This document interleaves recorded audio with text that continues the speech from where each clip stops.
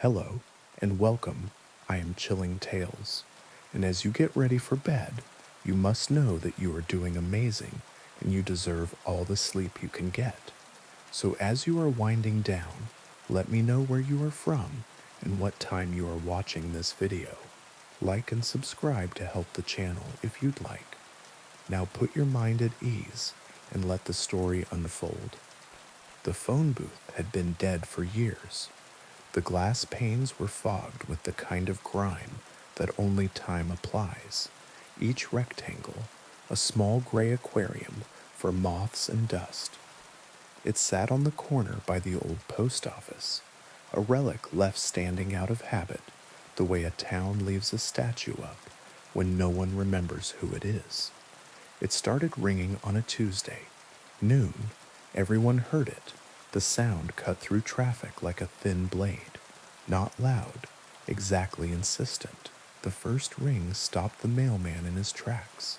The second made Mrs. Kivett drop her grocery bag. Eggs broke in slow motion. By the third, the whole block had turned to look at the booth that hadn't called anyone in a decade. No one moved to answer. It's amazing how quickly adults remember being children when a dare is implied. It stopped after 7 rings. It started again at dusk. 7, again at midnight. 7. The mayor called the phone company, and a man came with a tool belt and a shrug, and declared that nothing was connected to anything. The cord inside the booth wasn't plugged into the ground. The wires in the street were bones. On the second day, a teenager answered, because teenagers are who we send to speak to the future. He pushed the folding door in, grimaced at the smell, and lifted the receiver with 2 fingers, the way you lift a dead thing that still might surprise you. Hello? He listened. His face went blank, then thoughtful, then frightened in the small way you can hide if you've practiced on mirrors. Yeah, he said after a long time, I remember. He hung up and walked home like rain had started, and he didn't want anyone to see him getting wet. No one could make him say who it was. Not his mother, not his friends, not the pastor who mistook curiosity for care. He changed his route to school to avoid the corner.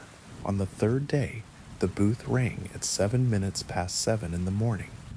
Mr. Rosario, who has not been late to the hardware store in 30 years, stepped inside and picked up. Hola, he said cautiously. He listened. He said nothing else for a very long while. Tears rolled down his face into his mustache. He laughed once, the bad kind, the kind you make when you want to be polite to a pain that is visiting. When he hung up, he placed his forehead against the glass pane as if it were a cool hand. It was my mother. He told no one and everyone. She asked where I put her red scarf. She was always losing it. His mother has been dead since I was a child. After that, answering became a ritual. Not everyone did it. Some kept a wide berth, as if the booth were a stray dog that might bite. Others waited for the ring like church bells, hoping their name was in its mouth. It always rang 7 times, and if you weren't inside by the 6th, the door would stick on the 7th in a way that felt personal. It never called the same person twice. When it rang for me, the light was doing that late afternoon trick where it turns polite. I was walking home with a bag of flour and a lemon because pie is a spell you can cast on a house to make it remember happiness. The first ring reached into my chest and plucked the string that runs from childhood to the place where I store things I mean to forgive myself for someday. The second ring made me cross the street. By the third, I was at the door. By the fourth, I was inside, smelling the booth's old breath. I lifted the receiver on the 5th and said the thing you say when you don't know who you're about to be. Hello? A pause that wasn't silence, air moving in a room I couldn't see. Hey kid, said my brother. He has been dead 5 years. The sound of his voice was a chair pushed back from a table, footsteps in a hallway you know by heart. I sat without meaning to. The booth did not have a chair. I just found myself lower, knees aching pleasantly. Where are you? I asked because grief trains you to ask useless questions. He laughed the old way, a little higher on the tail, as if gladness were something you could temper. Wrong end of the line, he said, but the line is thin tonight. I closed my eyes. The lemon in my bag pressed a small sun into my thigh. What's it like? I asked because people do. Like taking off boots you wore too long, he said. Like remembering a name took too much effort, and now you don't need names. Like walking in a house without corners. I put my head against the glass, against the town, against the day trying to be ordinary. Why the phone? I asked. The living need doors, he said gently. We don't, but we remember how to knock. We talked the way people talk in kitchens at the ends of parties, when the good plates are stacked and the last song on the playlist has been replayed 3 times because no one wants to go home. He asked about our father's stubborn knee. I asked about the dog that carried his shoe for a week after the funeral. He apologized for the last fight over nothing. I apologized for not calling back the day before the accident, as if the day before any accident were a place you could live indefinitely if you bought the right map. How long? I asked when the booth's air changed. A subtle thing like weather rearranging its furniture. 7 minutes, he said. The line learns you, and then it forgets you. That's its kindness. What do you need? I asked because love likes errands. He thought, or seemed to. Perhaps he wanted to comfort me with the shape of thinking.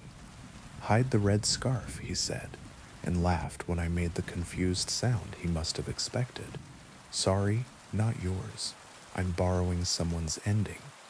He shifted, and I heard the sound of a chair in a room I will never see. Live where your kindness doesn't exhaust you, he said. Stop answering numbers you don't recognize unless you want to. Lock the door to the room that hurts and open it once a year with cake. I don't bake enough, I said. You're holding flour and a lemon, he said, and I could see him grin even with my eyes shut. You're doing fine. The line thinned. I felt it in the bones of the booth.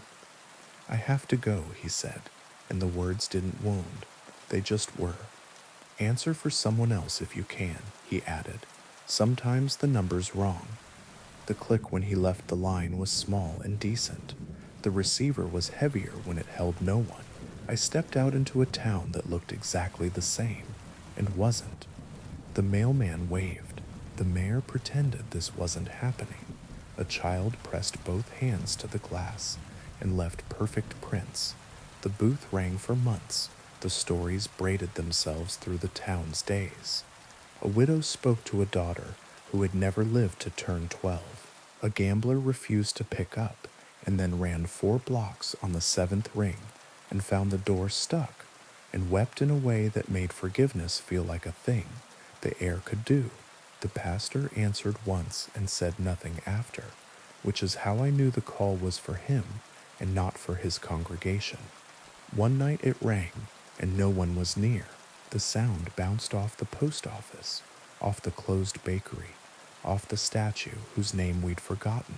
I ran because pie crust can wait, and grief has never been patient. I pulled the door, lifted the receiver, and said hello to buy time. A woman spoke, a voice I didn't know. She said a name that wasn't mine, syllables soft as a lullaby. I told her she had the wrong number. She laughed like turning a page. No, she said, just the wrong hands. And then she asked, is he there? The boy with the blue jacket and the bad haircut? I looked up. Across the square, a kid in a blue jacket hovered, halfway between leaving and staying. He'd been circling the booth for days, waiting for the ring to forgive him for not being brave. I waved him in. He frowned, wary. It's for you, I mouthed. He came, shoulders hunched against a weather that wasn't weather, and I handed him the receiver, the way you hand a bride a bouquet, and hope she remembers what hands were for. He said, Mom, and folded up like paper. After that, I started going on the hour, not because I wanted another call. My brother's 7 minutes were sufficient for a lifetime, but because the booth had become for our town a hinge. We gathered near it the way people gather near fires they pretend are incidental. We kept a list, not of who had answered, but of who shouldn't have to do it alone. Teenagers, Mr. Rosario, the woman who sells shoes but never tries them on. When the phone company finally sent a crew to remove the booth, complaints from up the chain about liability and vandalism and the threat of rust, the mayor signed the order and then pretended he hadn't. The crew came with wrenches and a truck. The first man touched the door and stepped back with tears in his eyes. The second man made a call from his cell to no one and cried too. They left the booth standing. Paperwork got lost. Rust was patient. The town was more so. It rings less now. The line, I think, has learned our names the way old songs do and doesn't need to practice as much. When it does ring, someone answers. Sometimes it's for the air and not for the hand, and we hang up gently. Sometimes it's for the wrong person, and we pass the receiver until the voice on the other end sighs, relieved, and begins.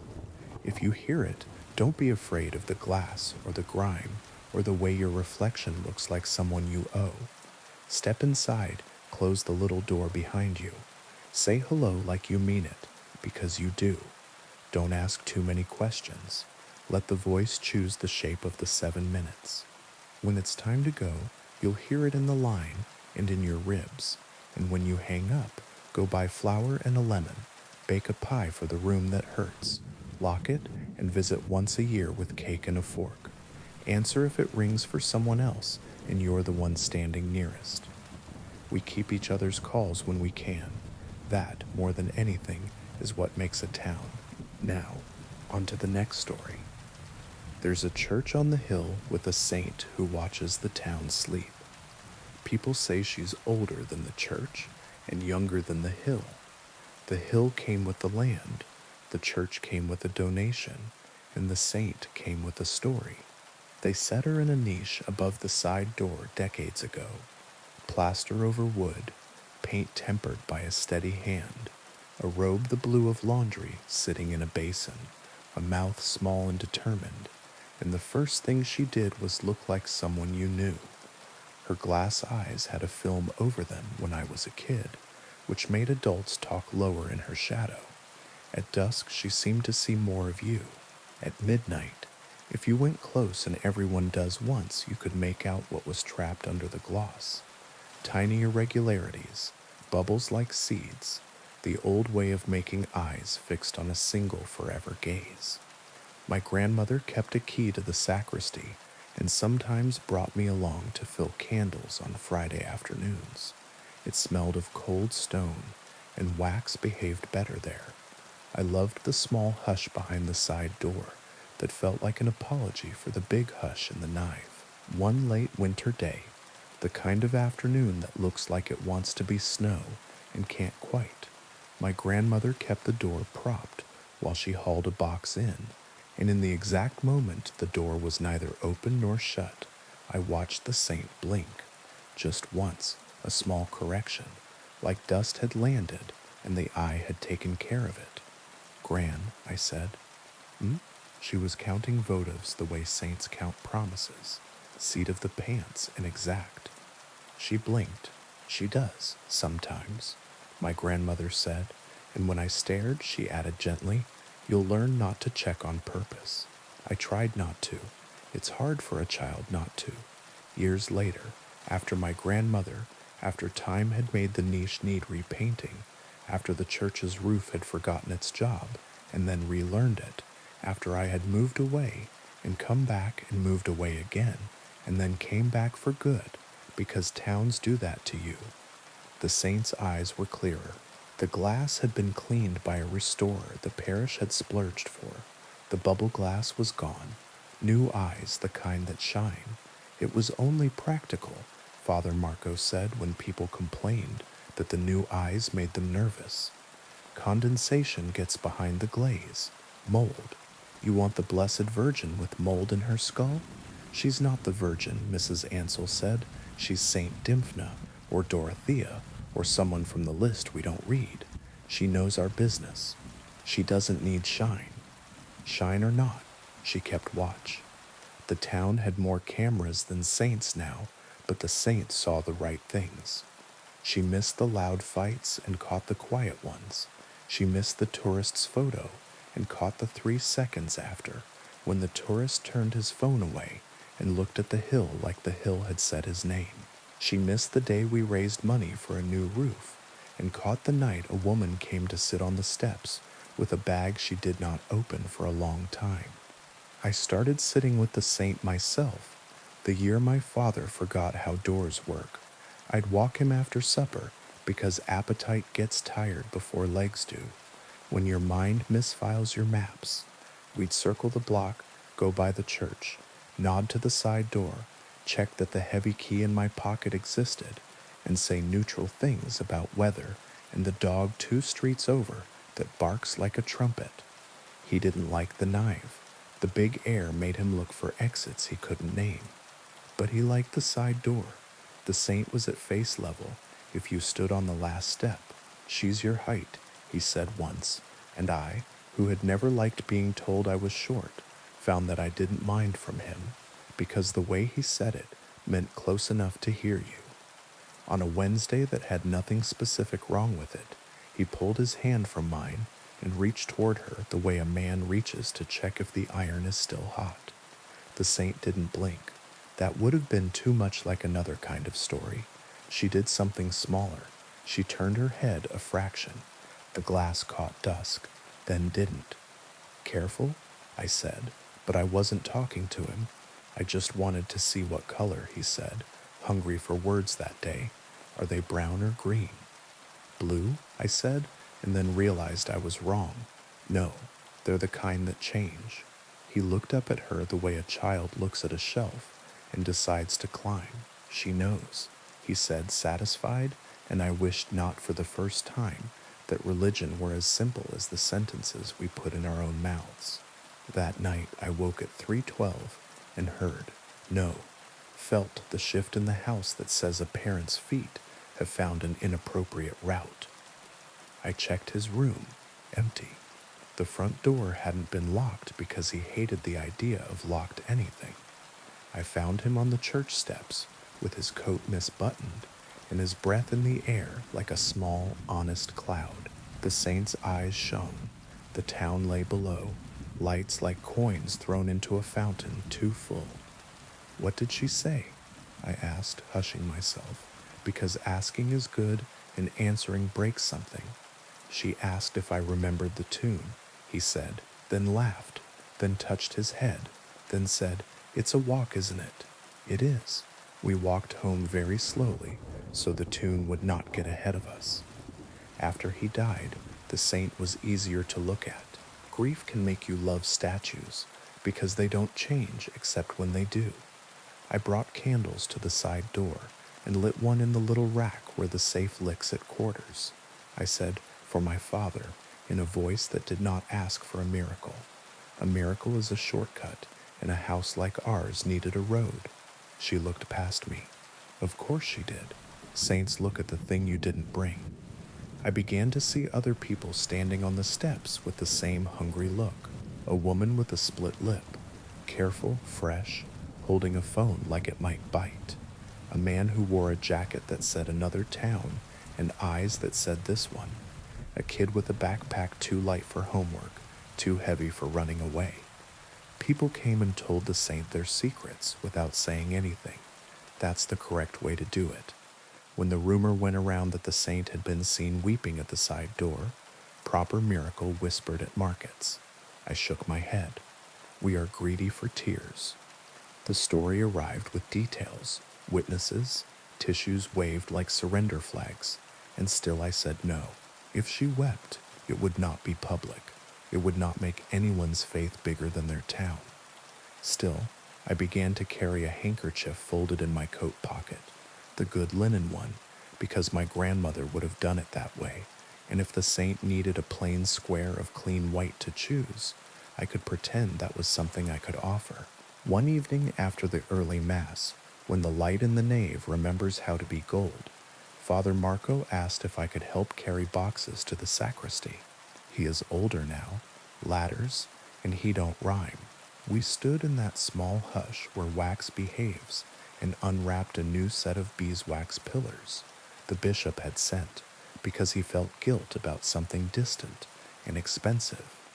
Do you think she blinks? Father asked, not looking at me. I know she does, I said.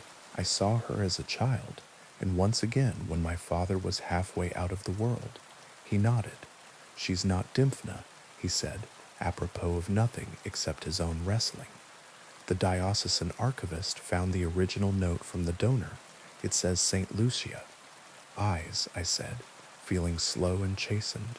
Of course, she carries them on a plate, if you remember your gory holy cards, he said wryly. She leaves the better ones where they're needed. We stood a moment. Do you think that's why she watches the town? I asked. To take and give? Everyone's always taking and giving with saints, he said, kind and tired. Perhaps she just watches, so that someone is watching. There was a sound from the side door. Not the hinges, the quiet shifting of someone who has made a decision at last. Father and I glanced at each other and did not move, because the right kindness is to let some decisions be witnessed without help. Footsteps came and went. The door breathed and settled. The saint kept her eyes on the hill. It was the handkerchief that did it, in the end. A week later, wind sharp enough to strip paint from breath, I found a scrap of white cloth folded precisely on the bottom step, not damp though the stone was wet around it. My hand knew it before my head did, not mine. The linen was older and finer. The stitches on the edges were hands' work, not machines. In the center, the cloth bulged a little, as if it held a coin. I unfolded it, stupid, reverent. A small glass bead rolled into my palm, rounder than the saint's eyes, mottled with tiny bubbles like seeds in jam. I looked up. She watched. It isn't an eye, I told myself aloud, because language keeps doors between things. It wasn't, not anatomically, but I knew what it meant when it was mine for a moment. Someone had come in the night with a need, and the saint had made a trade in symbols. Here is vision, leave me your fear. Here is clarity, leave me your lie. Here is the ability to look and not forget. Leave me the part of you that wants to. I wrapped the bead back in the linen and tucked it into the niche below her hands, where small offerings rest. The note folded like an airplane, the ring left like a relief, the dried bouquet that sticks around out of loyalty. Find who it's for, I said, ridiculous, and walked home with my hands in my pockets so I wouldn't touch my eyes by accident. News ran through town, not as gossip, but as startled gratitude. A girl who had fallen had the courage to say she had. A man who had been caught in his lie told it himself and then told it again until it felt like a story he was done with. A neighbor who'd gone quiet after the hospital returned with jokes only one person laughed at, and that was enough. No one said the saint did it. The saint keeps watch. People do things. One night late, I woke to the feeling that someone was standing at the bottom of my bed. It was the old fear. I am not immune. I lay there and named furniture until the feeling passed. In the morning, on my kitchen table, lay my grandmother's handkerchief, the one I carry, not the saint's, folded precisely, a small bulge at its center. No, I said to the air, smiling and not. I don't need to see more. I need to look longer. I unfolded it anyway. In the center lay nothing. The bulge was made by a fold I had not unmade in years. The cloth smelled faintly of stone. At dusk, I took my empty handkerchief to the side door and tucked it into the niche. The saint's eyes shone the way clear glass shines. She looked at the hill. The town breathed. The bell's electric now, a recorded chime, told the hour once and no one minded. If you come by the church, ours or yours, don't look for tears. Look for the small corrections, the blink that knocks dust off a gaze, the fraction of a head turn that says, I see the thing you didn't bring. Bring a clean square of cloth anyway. Bring a promise to look longer and not louder, bring a secret and the ability to keep it until keeping hurts. Saints are doors we set in walls because we forget how to open sky. Sometimes they hand us a key that isn't a key, and we pretend to understand because pretending keeps our feet where the stone is good. If she looks at you, don't ask for anything first. Say what my father said, happy as a child. It's a walk, isn't it? And then take one around the block and around again until the hill and the town and the glass-eyed saint all agree that tonight at least you have been seen. Now, on to the next story. The first time I heard the station call a stop that doesn't exist, I thought I was mishearing my own voice. The graveyard shift in central control isn't glamorous. It's a room that smells like warm plastic and old coffee, half lit so the wall of monitors wears the city like a dim aquarium. I sit under a map that pulses with tiny lights, trains as fireflies, power blocks as bones. Between midnight and 5, it's mostly ballast, a few last runs rattling home, a lot of empty track, and in between the city's heartbeat, learning to keep quiet. Next stop, Marrow Street. Doors open on the left. I had just finished the 0210 slate of automated announcements. Delay on the blue, elevator out at East Market. Mind the gap if you still believe in poetry. My finger hovered over the console touchpad, the way it does when you're done with a thing, but not ready to admit it. The speakers that run our internal feed murmured with the uninteresting sounds of a station at night. Hum, draft, a distant cough. Then that, my voice saying a name I've never recorded, for a stop our map has never carried. I pulled up the list of all scheduled stations, as if software could argue with what my ears had just taken in. The list is tidy. We have the stations we have. The ghosts live in the hallways, not in the database. A camera at platform 2 of Kingfisher flickered.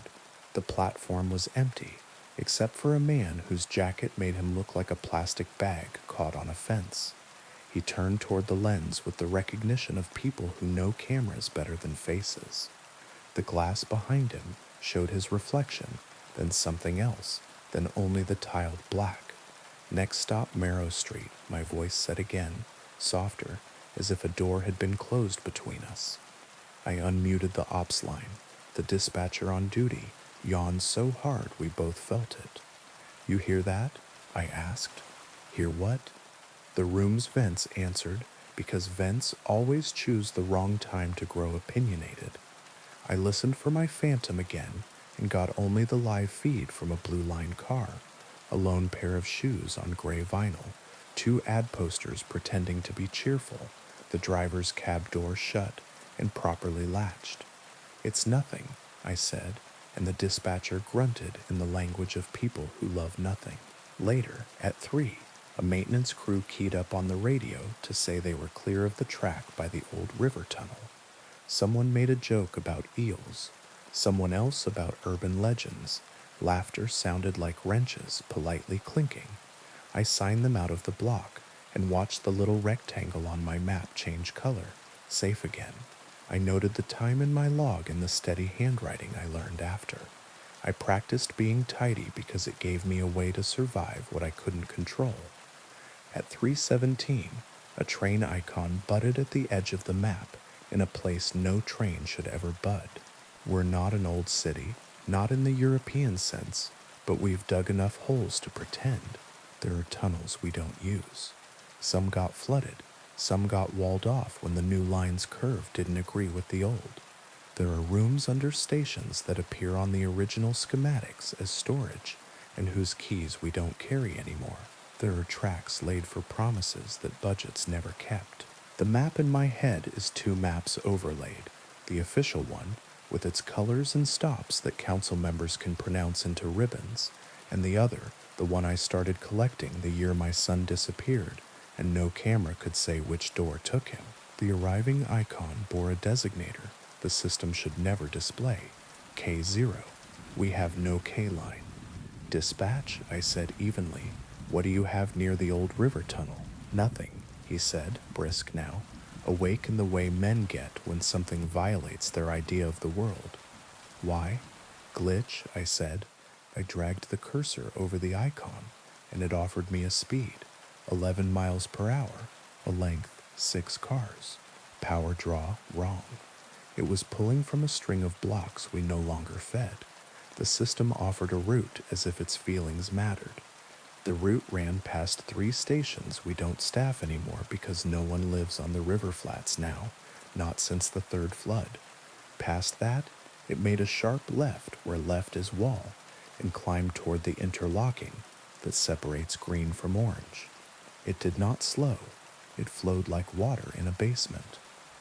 "Do you want me to call the cops?"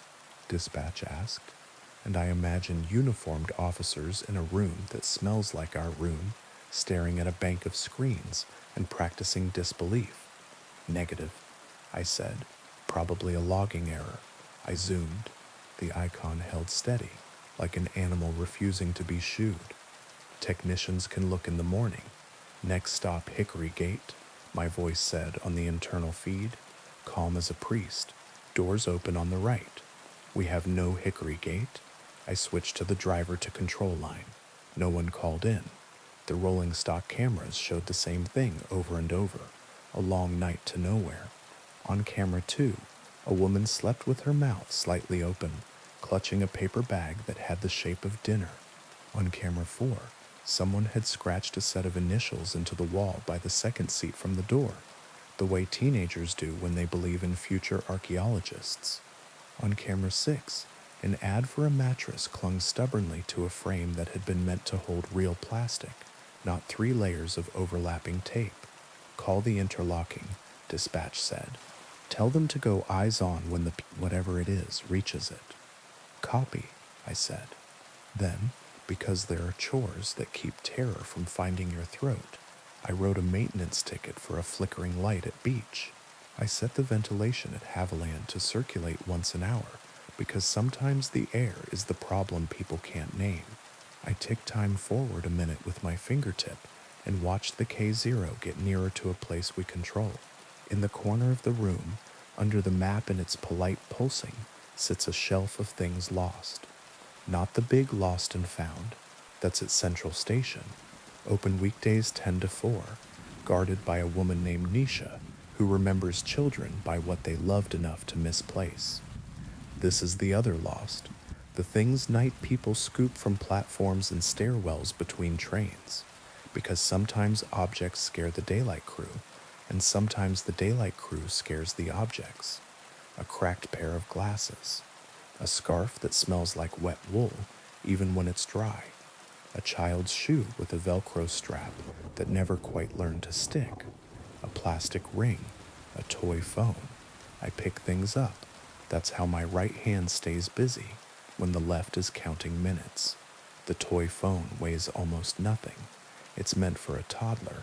Big buttons with pictures instead of numbers. A tiny speaker that chirps when you press the star. A face sticker rubbed half off.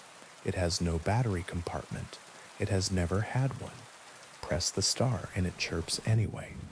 When the K0 reached the interlocking, the camera there showed what I expected and hated, nothing. Track, the red eyes of signal aspect as if it were holding its breath for an express that never runs at this hour. The wall beyond, stained in a certain way because water, like rumor, finds the same paths over and over. I toggled the light control for the next station in line. The station lights came up like a nervous laugh. The internal feed said, in my voice, "Next stop, Ashdown. Doors open on the left."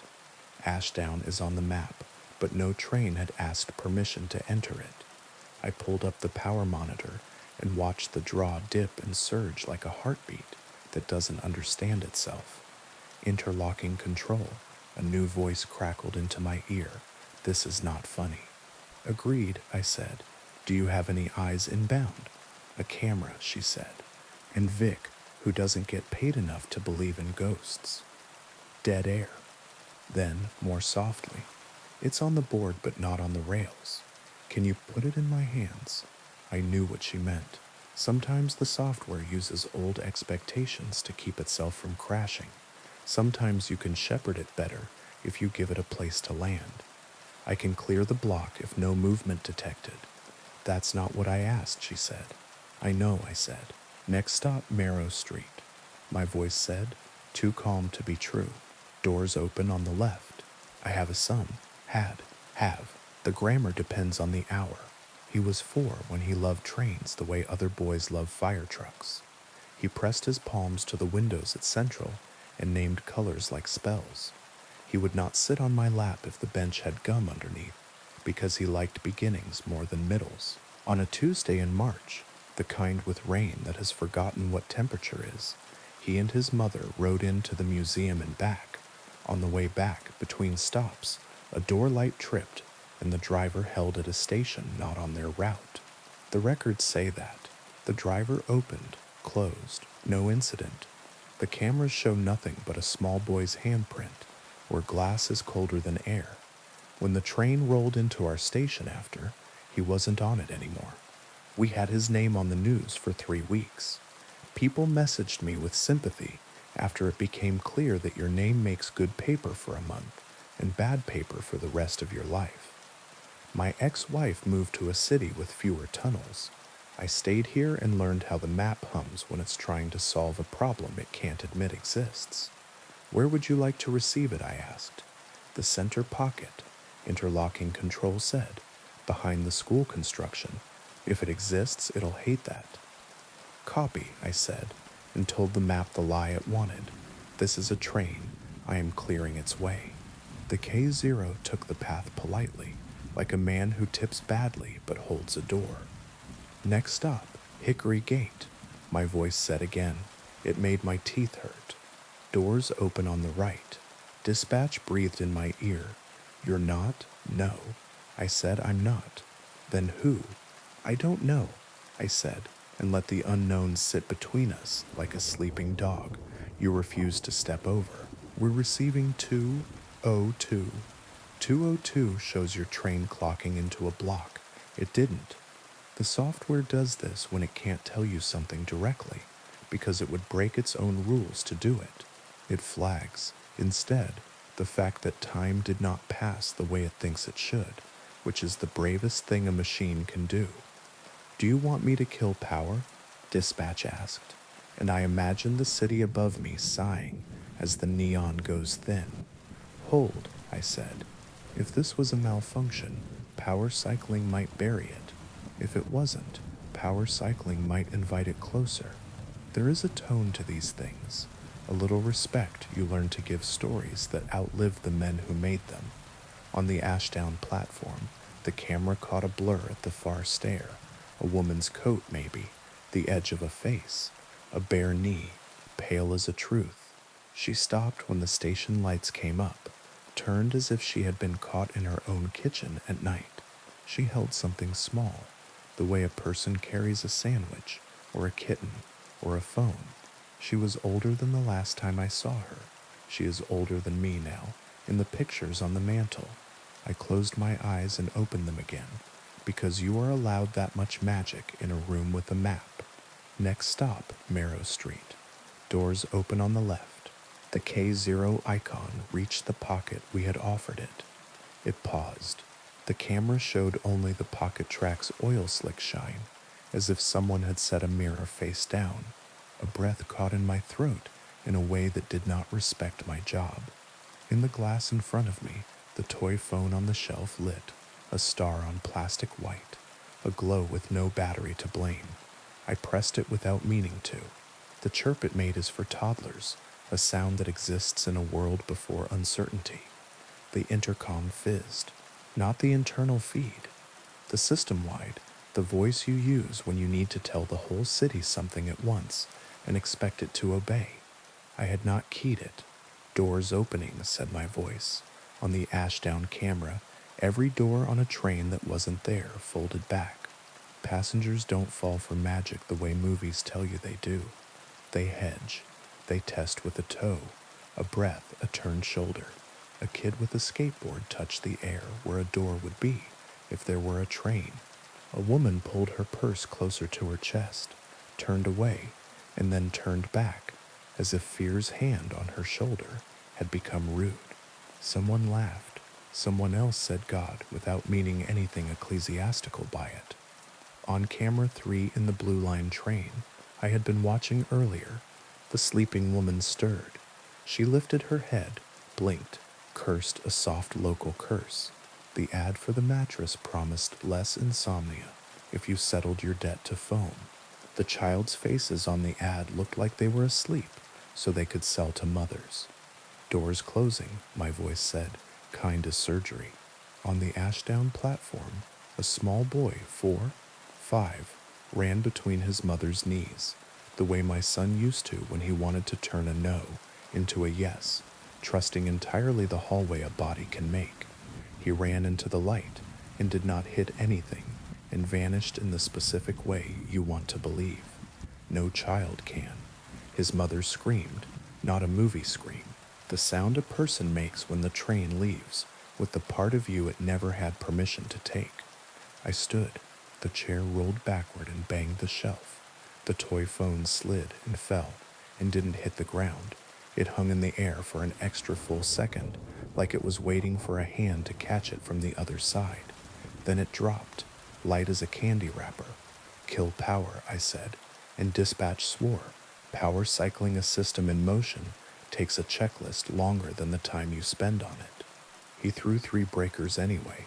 The hum in the room changed pitch like a hive that just remembered it was bees. Lights on 2 stations hiccuped and came back sulky.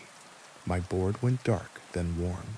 On the Ashdown camera, the woman fell to her knees and slapped her palms on nothing and left warmth on air the way candles leave on photographs. You can't do that, the interlocking op said in the cool tone of someone who can't afford to cry. You can't take the whole city out on a hunch.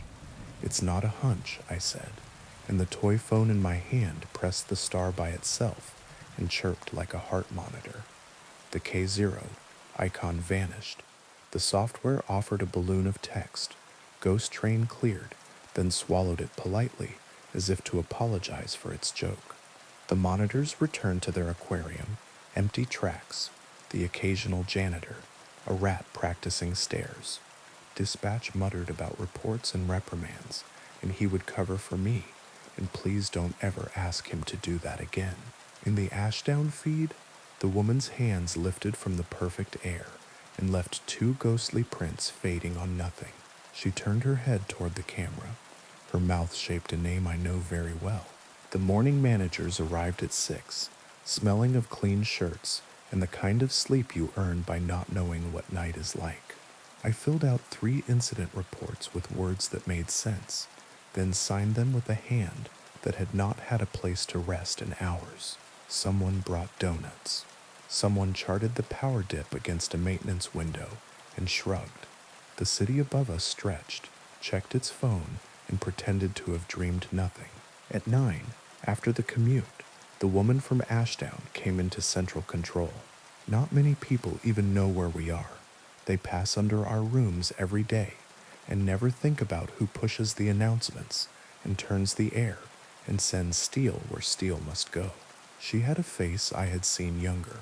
She had been the kind of pretty that doesn't realize it, and now was simply true, in the way a person gets when she has buried enough people to stop asking why. She carried a paper bag that had once held a sandwich, or a kitten, or a phone. She didn't look at me. She set the bag on the counter and said to no one. He was holding my hand. Then she left, and the smell of wet wool followed her out. Inside the bag lay a child's shoe with a Velcro strap that would never quite learn to stick. The city is generous with its stories if you stay late. Over the next weeks, more voices came through the internal feed when they weren't supposed to, calling stops that don't exist in my tidy database. Hickory Gate again, a station called Unthank, a place called South March, that old maps list as a marsh. K0 rolled its impossible route 3 more times, always after 3, never at the top of the hour. We learned its habits and it learned ours. When it called doors, it wasn't only for the lost. Sometimes it took fear. Sometimes it gave it back. Once a man put his palms to the space where a car should be and stepped backward as if something had nudged his knees. Once a dog bristled and then lay down, obedient to a whistle we couldn't hear. I do the brave thing now when it comes. I don't fight it with breakers, not unless someone is about to give the night what it cannot return. I open the right yards so it will hate them and pass. I light the wrong platforms so it will miss.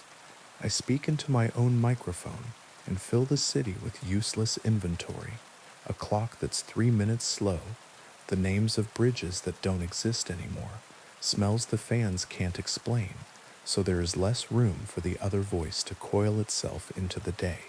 I never say my son's name out loud, not in the headphones, not in this room where the map loves names. Sometimes the toy phone lights by itself, and I put my palm over it, like you do a candle you mean to smother kindly. It warms my skin and pretends not to. Next stop, Marrow Street, my voice says on nights when I have not recorded anything, and somewhere under the river where the concrete sweats and paint remembers flood, a 6-car nothing rides along a track we didn't lay, carrying everyone it's owed. The city will tell you there is no K-line. The city is technically correct. The K-line is a habit the tunnels picked up from us, the way we want everything to be a line with stops and starts. But habits are real. They make routes with or without your permission. The night has its own signage. The walls have their own way of reading maps. If you hear my voice call a station you can't find, don't follow it. If something like a door opens where no train waits, take a step back and find a human hand to hold. If you have a child with fingers like stars, put their palms on windows you trust and teach them to say the names of colors like spells, but keep a hand on their shoulder when the train says there's a shortcut. And if you have lost something that answers when the internal feed says a stop you've never ridden to, do not come to the platform alone. Bring someone who believes in inventory. Bring a person who can list what's in their pockets without looking. Keys, receipt, a coin from a country they have never seen. Bring something small that makes a noise that doesn't need a battery. Hold it in your hand. When the impossible doors open and the air exhales like a tunnel, remembering wind, press that star and make a toddler's chirp. Sometimes the night will blink, annoyed, like a driver caught at yellow who chooses red. Sometimes the doors will close on nothing, and the K0 will carry on, stubborn as a rumor, and sometimes, rarely, you will hear a small familiar laugh, like tape left on a radiator, and you will be forgiven for the way your knees go out.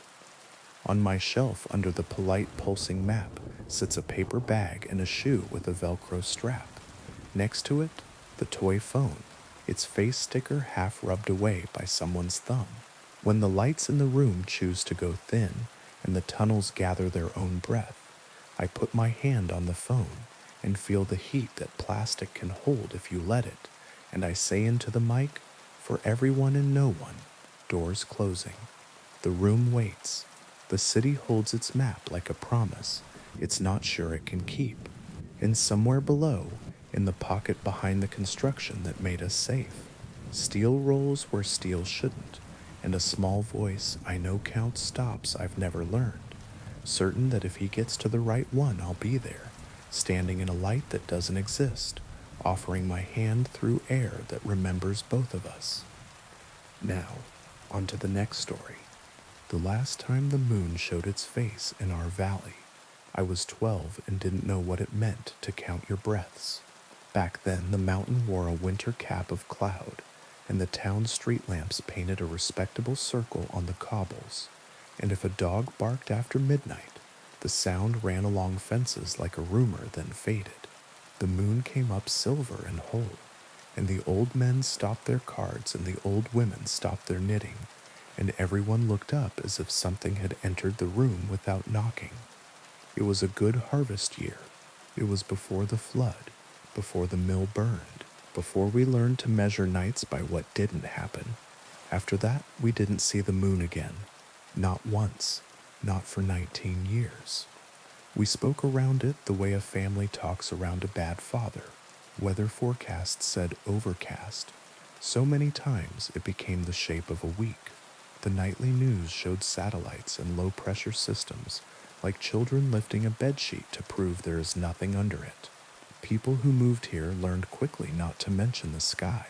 Tourists tried to film the mountain halo and learned quickly their batteries died on that ridge, and their files corrupted with a soft, bubbly noise like water boiling over a low flame. We grew used to it, the way you live with a limp. We put better bulbs in streetlights, then gave up when they buzzed themselves to death. We replaced curtains with heavier cloth. Mothers told babies stories about old moons that lived in picture books with glitter, and toddlers pressed their hands on the foil and whispered like praying. The rest of us pretended not to notice the way calendars made us tired. I work nights. I don't need to say what kind, just enough to keep cash in a jar and lights on in a house that deserved better. The job suits people who don't mind being invisible. Sometimes I think invisibility is the only honest thing we have left. On the 19th anniversary of the last moon, I took the long road home from the edge of town because the short one had a police car, and I am too old to watch anyone explain themselves. It was 2 in the morning. The wind smelled like a change that hadn't decided what to be. The mountain's snowcap glowed a dull, reliable gray. I counted my steps from the turnoff to the footbridge because the boards there have a way of remembering names. 37 steps, 38, 39. At 40, the world brightened, not like dawn. Dawn is patient, a soft hand on the back of your neck. This was the light in an empty theater when the house manager hits the wrong switch. The river took a breath like a surprised animal. My mouth dried. I looked up because everyone looks up, even people who swear they won't. The clouds were thinning, not breaking. Thinning, as if someone had pressed their thumb into the wool and left a shallow bowl. A pale coin showed through. It wasn't much, enough to throw shadows where there hadn't been any, enough to make the footbridge planks admit they were wood and not simply floor, enough to make the hair rise on my arms in a way that remembered being 12. Dogs woke across town, not the sharp alert bark, the low note dogs use when they smell a visitor they recognize and don't like to remember. On the far side of the bridge, the old radio smith's windows filled with light, although he's been dead 3 winters, and his son never learned tubes. Somewhere a set of wind chimes remembered that it was built to sound like glass, not tin. I wanted to go home. I wanted to call my mother, and I wanted to stand in the street like a fool, and I wanted to walk into the river and let it decide. Instead, I did what people do when they are afraid. They are part of a story. I kept going the way I had planned and tried to make my feet uninterested. The first scream came from the direction of the mill ruins, not a movie scream. The sound someone makes when they see a memory coming toward them with teeth. Then another, behind the church. Then the kind of silence that visits a room where everyone is listening for the same thing at once. I cut through the grocer's lot, and the grocer, who keeps a bat by the freezer for rats, stood with it on his shoulder and didn't seem to know what it was. "Do you see it?" he asked, like we were boys daring each other to climb the water tower. "It's just a moon," I said, and the word just was the lie, and we both heard it. The clouds thinned more. The coin became a face. The face became an eye. The light sharpened. The street glowed in dull stripes, where gravel decided to be individual stones again. The grocer's bat had a small notch near the handle, and I knew suddenly it came from the night last summer when he missed and hit the shelf and pretended he meant to. This is what moonlight does when it's been gone too long. It tells you the truth about surfaces. We didn't talk about what else it tells. On Ash Lane, a boy named Felix had his first kiss against the lip of the old quarry, and he did not know that the person kissing him had carried a knife there for other reasons. In the cemetery, Mrs. Velez counted names in the row where her husband would have one someday, and the light hit a certain letter, and she put her hand over her mouth as if she had interrupted a conversation. At the bend where the road swings past the basswood, someone I will not name pulled a car into the ditch and stayed there, gripping the wheel as if it could make him smaller. And me? I got home to a house I rent from a woman who believes in cash only and saints who like tea. The moonlight reached the stoop and decided the door needed washing. Inside, the light fell on my kitchen table, and everything I'd done there that shouldn't be seen stood up and said its own name. I shut the curtains. The light was thinner through fabric, but it was the kind of thin that makes you feel dishonest. I turned on the stovetop fan to mix the air and boiled water that didn't need to boil, and stood with my palms on the counter until the sound of the fan matched my breathing. A soft noise came from the back of the house, and I told the old pipes to go to hell, and then I told myself the old pipes had every right to be, just like the rest of us. It wasn't the pipes, it was my neighbor knocking on my back door. She's a nurse and sleeps when she can, and her hair in a moonlit window makes her look like her mother, which is a complicated kindness. She pressed her forehead to the glass and said, without preamble, "They're calling out the names." "Whose?" I asked, though I knew. "Anyone's. Everyone's. This is Rhett's." She gestured at the sky, then at herself, as if she had forgotten which of us was larger. "You can hear it if you stand in the hall where the stairs used to be. They're saying them like the way the priest reads a list when he's irritated with it. Fast but careful." I went with her because people do. The hallway in her house remembers a second set of stairs the previous owner ripped out to make a long closet, and sometimes if you step exactly where the fourth stair would be, your ankle decides to fold. We stood there shoulder to shoulder and listened to names fall through the ceiling like slow rain. My name was there, so was hers, so was my mother's maiden name, which the town never uses. So was the grocer's dead father, so was a girl none of us had seen since she cut her hair and left before breakfast 13 years ago. We whispered yes when we recognized one, like librarians alone in the stacks. Eventually the list looped, and it was worse hearing it the second time, because then you knew who you were waiting for. The nurse squeezed my hand. "Do you smell it?" "What? Metal?" I did, not like blood, like coins in a new fist. We aren't idiots. We have always known what hides in stories that mention moons and names and lists. It is one thing to know, it is another to live it. There are rules. Every culture that has mouthed this fear has come up with a different apron to put on it, but the body is the same underneath. Do not run. Do not look over your shoulder, but do track with your ears the way a deer tracks wind. If you can, get to iron. If you can't, get to a door frame. The first person you see is not the person you knew. The second one might be. Do not say your name if someone asks. Do not answer a voice that says your name in the tone your mother used when she was tired. If you must cut, cut clean. If you cannot cut, climb. If you cannot climb, curl into yourself and think of water and think of dawn. All of this is good advice. All of it is the kind of advice that deserts you when you need it most. From the street came the sound of someone crossing on four limbs because two didn't seem sufficient. A trash can went over. The lid rolled with comic obedience to physics. A laugh followed, too close to words, not joy, not mockery. Testing. You've heard people make that sound when they've had just enough to drink to think about fighting. The long vowel where they decide. The nurse went to the front room, and I followed. She's the kind of person who stands in doorways and makes a shape the room can use. The moonlight filled the street, not evenly, but in pools where it found spots to gather.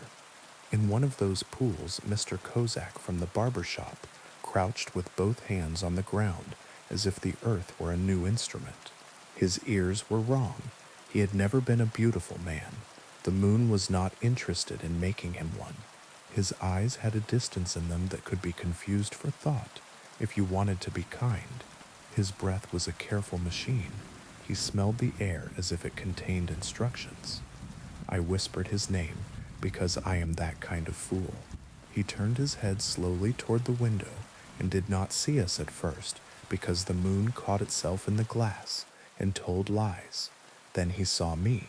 When an animal recognizes you, it does not blink. He did not blink. He moved toward the door, not quickly. The nurse put her hand flat against my chest and pushed me back 2 steps. She lifted a chair and set it under the knob the way people do in movies. The chair slid on polished wood and sighed. Something on the back porch muttered in the voice of her long-dead brother for exactly 3 words, "Let me in," and then went quiet as if embarrassed. She put both hands on the door and said no in a voice she uses for certain family members, and the door remembered being a tree. From up the street, someone ran. Running is a rhythm, and rhythms are roads. The not quite Mr. Kozak's head snapped toward the sound, and he moved faster than a man his age, with his bad knee should move. Somewhere a bottle broke, singing itself as it went. Somewhere a woman said God in a tone that could get her into any heaven. We waited. Waiting is the only thing a house requires from you when the night is deciding. The nurse and I sat with our backs to the wall and counted steps when we heard them and counted breaths when we didn't. I thought of dumb things, the route the mailman takes on Thursdays, the price of onions, the way my mother used to tap the table twice when she wanted me to stop but couldn't say it in front of company. Outside, the list of names had stopped. The house creaked as if it were trying to turn in bed without waking its spouse. The moon climbed, and the light became the aggressive white of a bathroom bulb in a cheap motel. I heard the river change its mind about what direction was down. The mountain murmured in its sleep like a plumber on his back under a sink. A hand tapped politely on the glass behind us. I didn't jump. You only jump the first 10 times in a life. I turned my head very slowly and found my own face looking back at me from the window pane, ghosted by lamplight. For a second, dumb animal hope rose. Someone else, the old stories, a warning. Then my reflection breathed in time with me, and I hated it the way you hate someone who looks too much like a stranger when you catch them in the mirror at 2 in the morning. The nurse's phone buzzed in her pocket. She didn't check it. We both knew the battery would show 1%, no matter what it had been a minute ago, and any text we saw would be either a decade late or a few hours early. The first time the moon came back, someone answered a ringing landline and spoke to his mother 2 years dead. He said it was a recording, but couldn't find it again after the night passed. The second time, Ms. O'Hara opened her email and watched new messages sort themselves by age, like a deck of cards with names she had forgotten she'd lost. The third time, a radio station started carrying a baseball game from the year we still had a team. You learn what to pick up and what to let ring. When the howl came, it came from behind the grocer's. It wasn't a wolf's, it was a voice stripped of words. The sound of a person at the exact age where rage is a coat that fits. Men who hadn't stood since the plant closed, stood. Women who hadn't put their hair up since the last wedding, put their hair up. Old people bowed their heads. Children who'd been born in the dark turned their faces to the light, as if something had reached through skin and tugged. The nurse said very softly, "If you have to do it, you do it clean." "I know," I said, and discovered that I did. We didn't go out. Other people did. It is hard to write the night because it wrote us. I saw figures cross the street fast enough to leave a second figure behind them, made of light. I saw a shadow detach from a fence and decide it had been wrong about the fence, then return to it with relief. I saw 2 shapes grapple in the alley like a tangled conversation and then step apart, and one of them wiped his mouth with the back of his hand, and the other smoothed her dress, and they both walked away, and in the morning neither would remember whose house they came from. I slept sitting up, head against the wall, neck at an angle that would punish me all week. I woke to quiet that pretended to be ordinary. The light had softened. The moon had gone behind its old curtain, as if it hadn't been in the room at all. In the street, someone had dragged a hose to the gutter, and the water came out pink and then clear.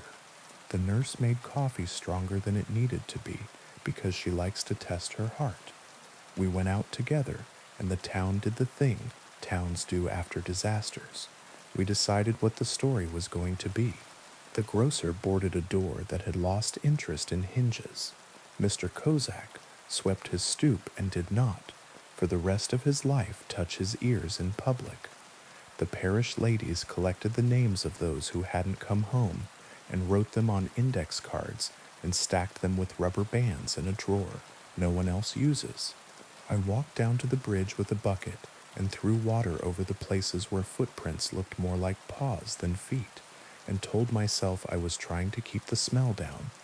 When someone asked about the list of names from the hall where the stairs used to be, the nurse said radio interference, and the person who asked accepted it because people who live in valleys learn what to blame. That night, the clouds were obedient again. The mountain put its hat back on. Dogs slept like they'd done a job. The river went the way it always goes. We all pretended to be relieved, but relief is a muscle, and if you use it too much, it shakes. 2 weeks later, the light rose again, not as bright. The coin kept its thumbprint. The list began sooner, in another part of the house, this time in the gap where the dumbwaiter once ran. Different order, different names at the top, same careful tone. We didn't wait for the howl. We didn't need to. The town was ready in a way that makes you proud and sick. You want me to tell you it was wolves, that it was a man, that it was mass hysteria, that the mountain houses a frequency that rattles fillings and makes people do religious things and bite. I can't. All I can tell you is what it felt like to live inside a town that keeps itself small on purpose and then watches something bigger put its hand over us and ask us to breathe with it. I can tell you what it is to walk on all fours because the ground has learned your name and wants to hear it the slow way. I can tell you that some people came back with scratches they couldn't place, and some came back with debts they refused to pay, and some didn't come back, and we folded their names into drawers and told the children different stories about where doors lead at night. And me, the third night the moon returned, I went to the bridge early and sat in the shadow where it couldn't find me. A shape joined me there. Not a man, not anything you could elect or arrest. A presence like a posture you remember from someone you loved. It didn't speak. It didn't need to. It smelled like coins and pine pitch and the inside of a new barrel. It pressed warmth into the air like an animal that had lived too long outside and remembered blankets. It leaned its weight against the post, and I leaned mine back the way you lean against a friend when there's only one bench. When it was over, I went home with blood under my nails and a voice in my throat that would not be mine for a while, and a name in my ear that I will not write. I washed my hands. I slept. I woke. The nurse knocked at the back door and handed me a cup and did not ask. We sat in the kitchen while the fan tried hard and failed to drown out the memory of light, and we decided what words we would use if anyone asked, and we decided that if anyone asked too, well, we would move, and we decided that moving is only a different kind of staying. Since then, the calendar doesn't make sense. The moon comes when it wants. A thin glance at a bus stop, a bright slap at the river, a sudden coin above the grocery when the delivery truck's back is open, and the cases of tomatoes shine like somebody's idea of a heart. We are not surprised anymore. We are careful in pairs. We keep iron where it makes sense, and sometimes where it doesn't. We speak our names aloud at noon, so they are heavy enough to hold at night. We keep a list of who should not be met on the street after midnight when the light is white, and we keep a list of who should be walked home, even if they say they don't need it. On bad nights, the list of names comes from the hall where the stairs used to be, and from the dumbwaiter shaft, and from the crack in the cellar wall that lets in a thread of river smell, and from the mouth of the stove, and from the back of my own teeth. I put my hand on the table and count to 40 and don't get up. On good nights, the clouds are stubborn and the dogs snore, and I make soup with onions for the smell, and the nurse sits with me, and we play cards, and we both look at the window at the same time, for no reason at all, and are pleased when the glass is only glass. Sometimes I go back to the footbridge at 12 and try to remember what it was to be a child in a night with a proper moon, the kind that made raccoons look like thieves and made my mother say curtains please with a smile. I know better now. The moon is not for us. It is not against us. It is a door that opens when it wants, and we, foolish animals, step through because stepping is what we do. There are teeth on both sides. There is also the kind of kindness that doesn't say its name. If you ever come through our valley and ask about the sky, we will shrug and say weather. If you stay a night and hear your name from the hall where the stairs used to be, don't answer. If you must look, look down. If you must run, run like you're late for something ordinary.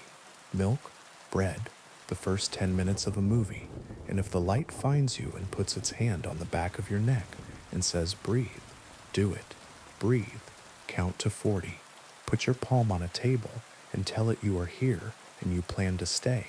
And the table, which was a tree once and knows about light, will steady you until the coin goes back in its cloud pocket and the world pretends to sleep. We will be here in the morning, buying onions, nodding at the nurse, making small talk. We will not mention the ears. We will set a bowl outside our doors, just in case. We will do all the things people do in towns that last, stand in doorways, walk each other home, cut clean when we have to, learn not to answer to the wrong tone of our own names. And when the moon decides it has been gone long enough again, we will look up, because we cannot help it, because it's what the body does when someone enters a room without knocking. We will not be ready. We will be as ready as anyone can be. We will hold the door frames and fold our tongues over our teeth and wait for the list to begin. Now, on to the next story. The first time the building screamed, it used the intercom. I was halfway through my midnight rounds at the Charlemagne, 12 floors of brick and stubbornness on the edge of the old financial district, when every speaker in the place clicked alive at once. Usually the intercom coughs and clears its throat before it learns what to say. That night it found a pitch it liked and held it. The sound wasn't words. It was the absence of them stretched thin until they cut. Tenants opened their doors on chains and looked at me like I had promised them. Quiet and was now breaking contract. Somewhere a baby started crying, and the crying didn't stop when the sound did. It dwindled slowly like a coin spinning down on a counter, and left an echo in the lobby that made me feel like I was listening to a recording of my own breathing. It's the wiring, I told Mrs. Patel in 3B, who watched me peel back the metal faceplate like I had a better plan than to stare at it. Old building, old bones. Sometimes they complain. Bones don't sing, she said, and shut the door gently so it wouldn't seem like she was slamming it in my face. I didn't sleep that morning because the building had decided I shouldn't. I sat at the desk in the night office with the logbook open and my pen placed neatly on the line for 0358, district-wide power hiccup, and watched the monitor that shows the front door. It's an old system, the kind with a burned-in after image of the doormat, and a polite ghost of every person who's ever stood too long in the lobby.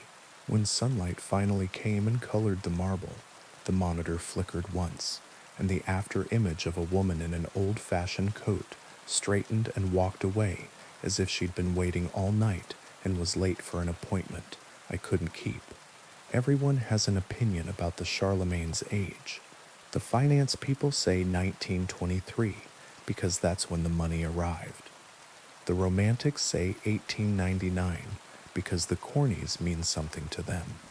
The plumbers say 1978 because that's when the last sensible person touched the main.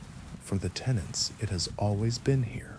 For the neighborhood, it is the building the bus shouts before it stops.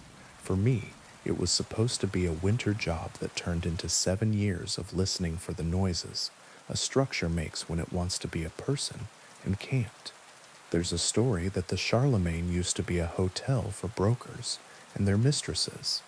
There's another story that it was a sanatorium for men who looked fine until they didn't. There's a third story that it was a boarding house for singers who never got past Tuesday night. In the basement, behind the boiler, there's a room that used to be a laundry with a drain, so wide the city came and measured it twice. In the laundry's far wall, there's a door that never opens but always rattles when you pass, as if the air has lodged there. After the intercom scream, I paid attention to rattles. 3 nights later, the building sang again, but this time it picked an instrument, the elevator cables. It started as a hum you only feel in your fillings. Then it found a note and pushed until the note insisted on being heard. The car lurched between 6 and 7 and hung in the wrong place long enough to make a man in a suit lose his religion. I climbed into the shaft with a flashlight and a prayer I don't use for anything else. The cables twitched like an animal pinned for examination. When I put my hand on the steel housing, the sound came up my arm like -10 weather. In the dark, I heard something that wasn't me move at the top of the hoistway. A shift, a footfall. I shined the light up. Dust glittered in a column like the inside of a throat. "Hello?" I asked, because I am polite even to dumb ideas. The hum cut off so sharply I swallowed it. The elevator shuddered, remembered its job, and slid into place with the exact same misalignment it's had since '98. In the morning, Mr. Dunning from 7F died in his armchair. He had been 87 and industrious about pretending not to be. The paramedics were precise and respectful. He might as well have been a sheriff in a dead town from the way the young ones handled him. I stood in the hall with my hands behind my back, because my father taught me it makes grief think you're ready for it. The intercom speaker in the ceiling buzzed softly, the way bars used to buzz when neon hummed a little prayer. Mrs. Palin 3B watched from her door, hand on the chain, mouth a tight white line you only see on women who have outlasted 6 kinds of men.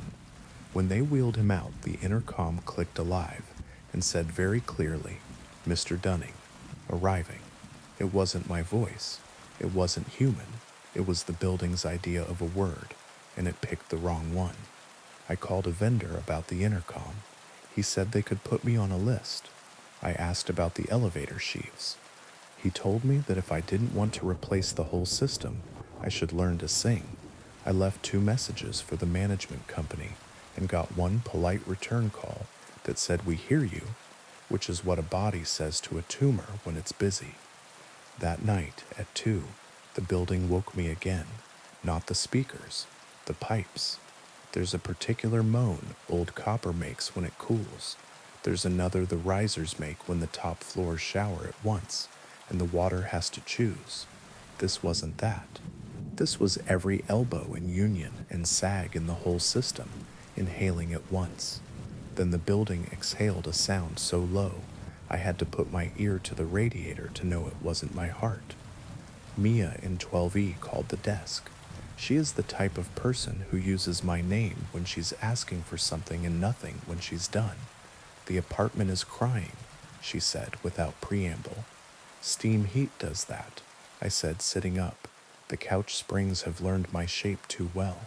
It's old. It remembers things it shouldn't." "No," she said. "It said my mother's name. Names travel," I told her, "through the pipes, through the shafts, someone on another floor. No one else knows it." She breathed, and the phone did a small, sympathetic click. The old one, the one we don't say, because we started a new life. "Do you want me to come up?" "No," she said quickly, and then softer. "Yes, I took the stairs, because elevators make me feel watched now." The hallway on 12 holds sound like a chapel. Mia's door was open, chain off, which meant she wasn't thinking about safety anymore. She stood in the center of her living room, arms crossed tight, as if her ribs had promised to hold her together. The radiator in the corner was hot enough to be a sin. It hissed with effort, like an old man dressed too warm on a spring day. In the hiss, a breath, and then Anya, Mia covered her mouth. I went over and laid my palm on the iron. There was a rhythm to it, a slight lift at the end like a question. The pipes have tone. Sure, the whole building plays itself if you're inside it long enough. But this was formed. This was a name stuffed into steam like a note in a bottle. In the silence afterward, the floor above us let go a slow creak, not the movement of wood, but the kind weight makes when it decides to settle for the night. I looked up and saw in the ceiling stain by the window a shape I had never noticed, a woman's hair, or a tide that had chosen a direction. Mia said, "How long will this go on?" And I told her a lie I thought she could spend. "It was cold tonight. It will stop. The building complains when the weather changes." "I changed," she said, without looking at me. I started keeping a list of the building's noises. Not the usual, those I keep anyway, because if you don't write down what happens the same way every day, it grows teeth.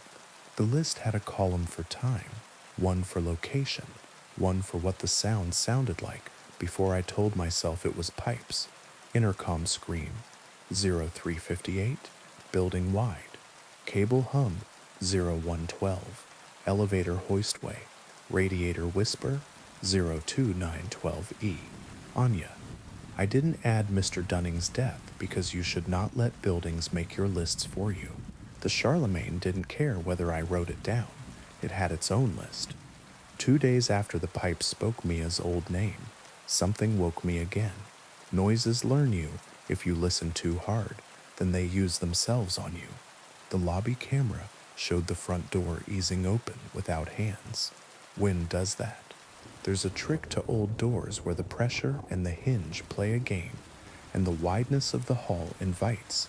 The door swung to, slow and ceremonial, then closed. The doormat shifted as if something had brushed it with a knee-length coat. A single gray hair blew across the tile and got stuck on the brass strip. On 7, the elevator sighed itself into place. On 6, a child cried once in his sleep. On 3, water moved behind a wall as if a person had leaned there to listen.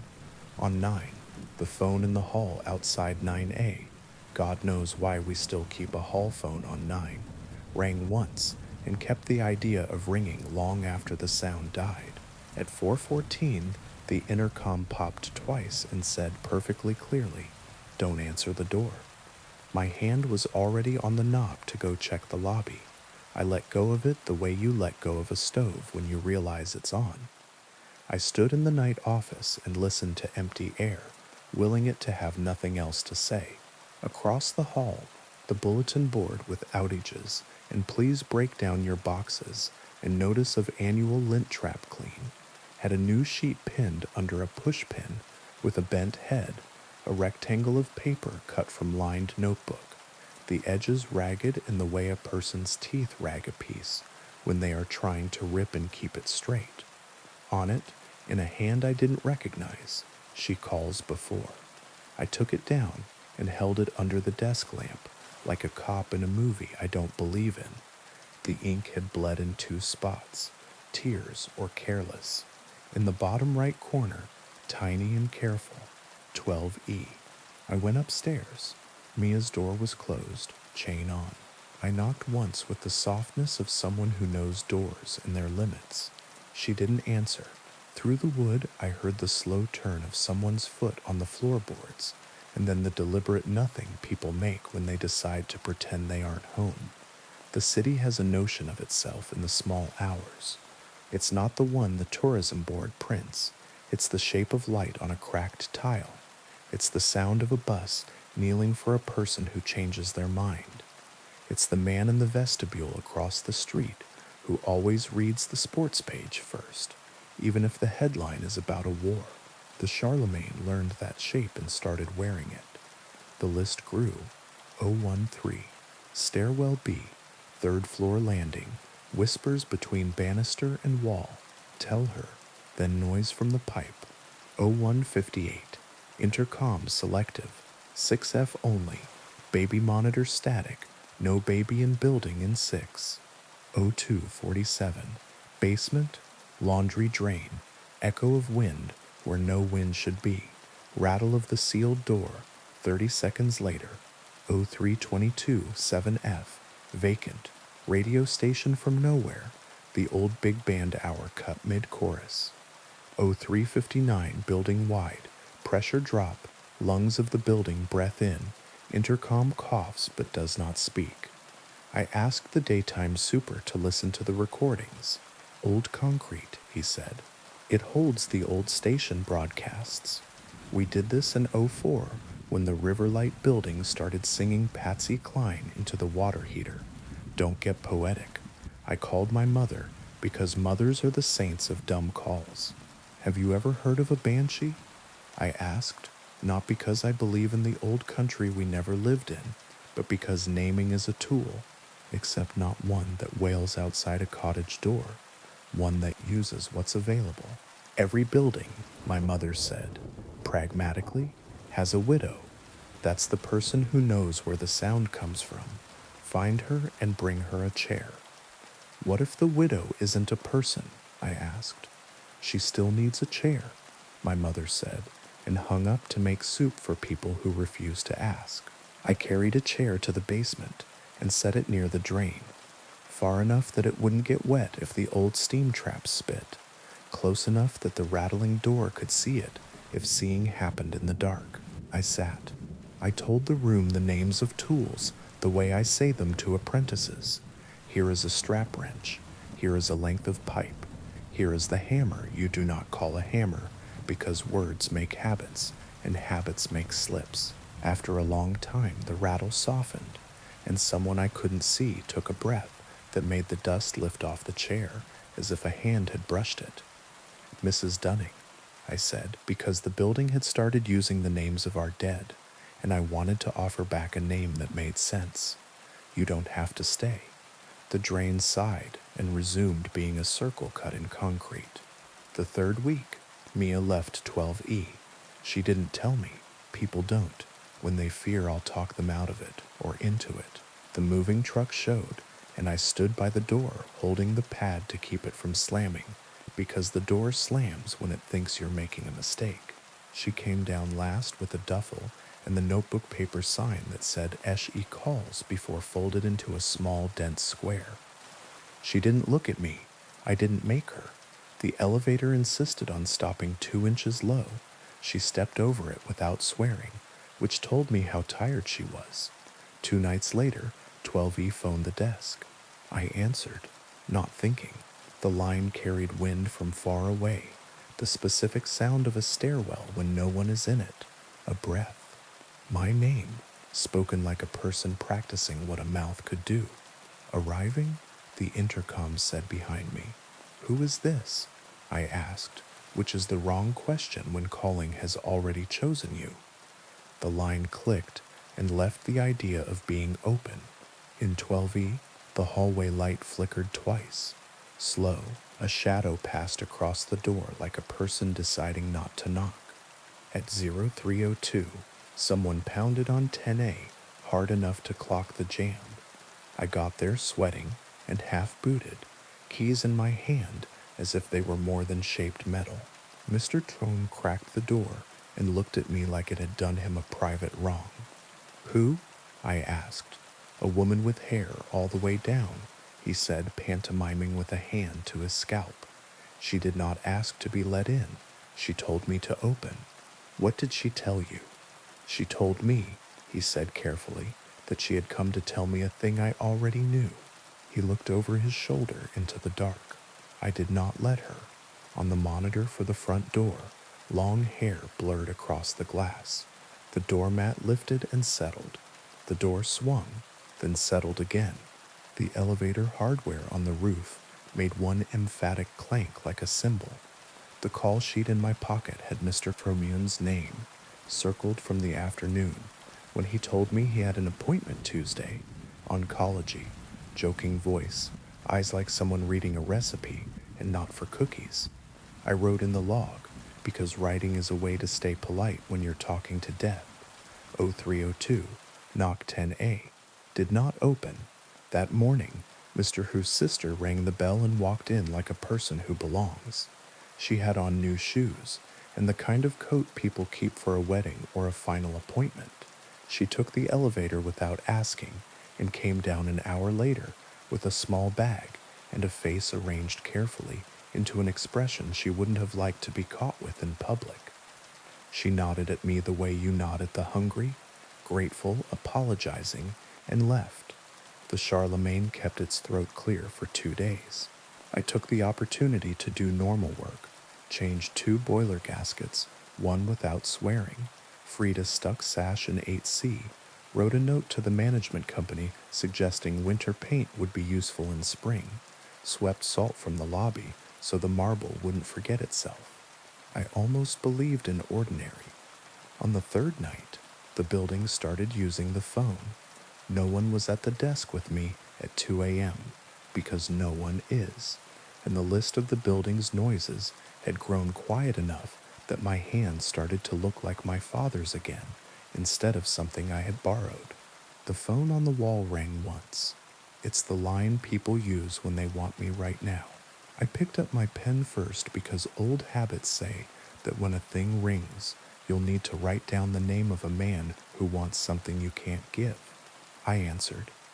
The room grew one size smaller. She calls before, the building said, into my ear in Mia's careful voice. Before what? I asked. Before, the building said, as if that explained anything a human could punctuate. The call ended. The line stayed open. The dial tone hummed under my skin, persuasive as a warm bath. I hung up. The phone rang again.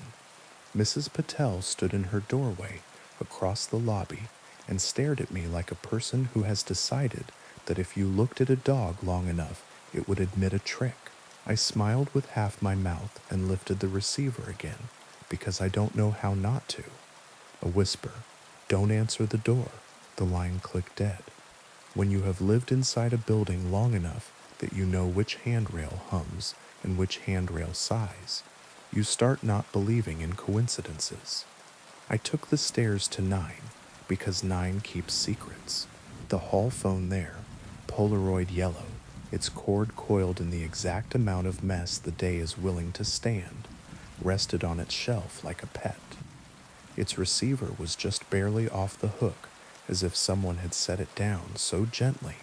The phone wasn't sure whether to tell anyone the line was open. I lifted it, expecting to hear nothing. A sound came back, not voice. Wind through teeth, a woman catching her breath after running the kind of distance that wasn't yards. The little click of a tongue wetting its lip. Then a word, not in English. Then, perfectly clear, arriving. I said, "You have to stop that." The line laughed once in a way I wouldn't call unkind, and gave me a dial tone. Since the day my father died, I have believed in 2 kinds of warnings, the useful ones that tell you how to stand so your back will not break, and the useless ones that tell you a truck is coming too late for you to step aside. The Charlemagne offered both. The building said don't answer the door, and I listened, and Mrs. Korleova in 2D didn't, and the nurse who came with the oxygen tank did not have to ring twice. A week later, after 3 knockings that went unanswered and 2 pipes that whispered names I have not written because they are my own, I was down in the laundry checking the lint traps for the annual notice and thinking how no one ever reads it when the sealed door in the back wall rattled like someone on the other side had woken from a long sleep and wanted air. I set my palm against the cold paint. The rattle wasn't a hand. It was the way wind insists when it has something true to say, and the world has built something dumb where it needs to go. I pressed my ear to the seam and heard plumbing behave in a way no inspector would sign off on. Pipes set as a mouth, moving whispers along from floor to floor until they pooled here in this dumb end room where steam used to go to rest. In the whisper, my name, then another, then another, a list like someone holding roll call at the end of a shift. Do you want me to open it? I asked the old paint. The building inhales when you make bad offers. It didn't. It waited. I can't, I said, more to myself than to Brick. Even if I could, I'd be unwriting work other men did. They knew something I don't. The door rattled again, less angry, more irritated, like a woman who has told you politely twice and is now wasting both of your time. Then the building exhaled through the drain in a tone that lifted hairs. In it, a phrase my grandmother said when she didn't want us to go out on New Year's, not because of drunks, though there were those, not because of cars, because she calls before, and we are not always good at telling women no. After that, the calls became precise. The intercom wail moved from building wide to surgical. 2 tones and then arriving, then a floor, sometimes a number, sometimes a name. The building had decided to practice being bureaucratic about what it wanted. No one wanted to be the person I told about patterns in a night. I told them anyway. If you hear the speakers pop twice, I said, call me. Don't open, not until you see me. It's an old building, the management said. You can't frighten people with stories. It's a building that eats names, I said, and left the phone where it couldn't reach the rest of my mouth. The night I realized it had decided on me, I was unlocking the roof so the vent tech could get where he needed when the intercom clicked twice, building wide, and said my name, not my job. Arriving, it added like a boarding announcement. I stood very still. Not yet, I said to the nearest grill. The grill breathed on me in response, the clean dust smell of air that's tried. I felt the building collect itself. I went down. I put a chair in front of the door of the night office and sat with my hands on my knees like a man in a small town, police station in 1954, who knows who's coming and why.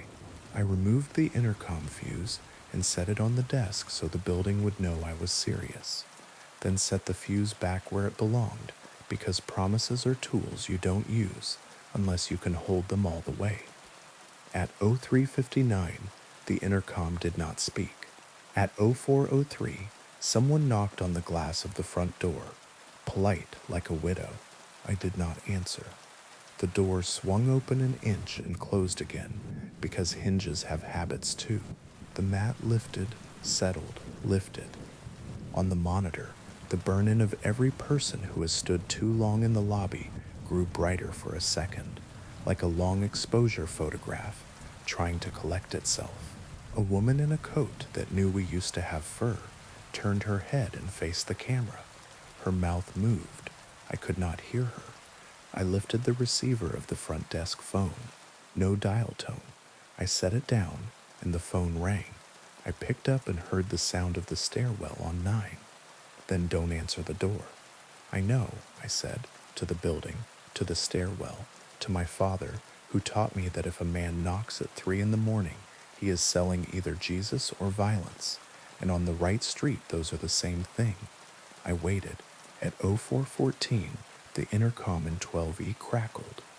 The apartment Mia used to have, the one that still smelled faintly of rose soap when I'd fixed the sill last, and said in the careful voice the building had learned from her, she calls before.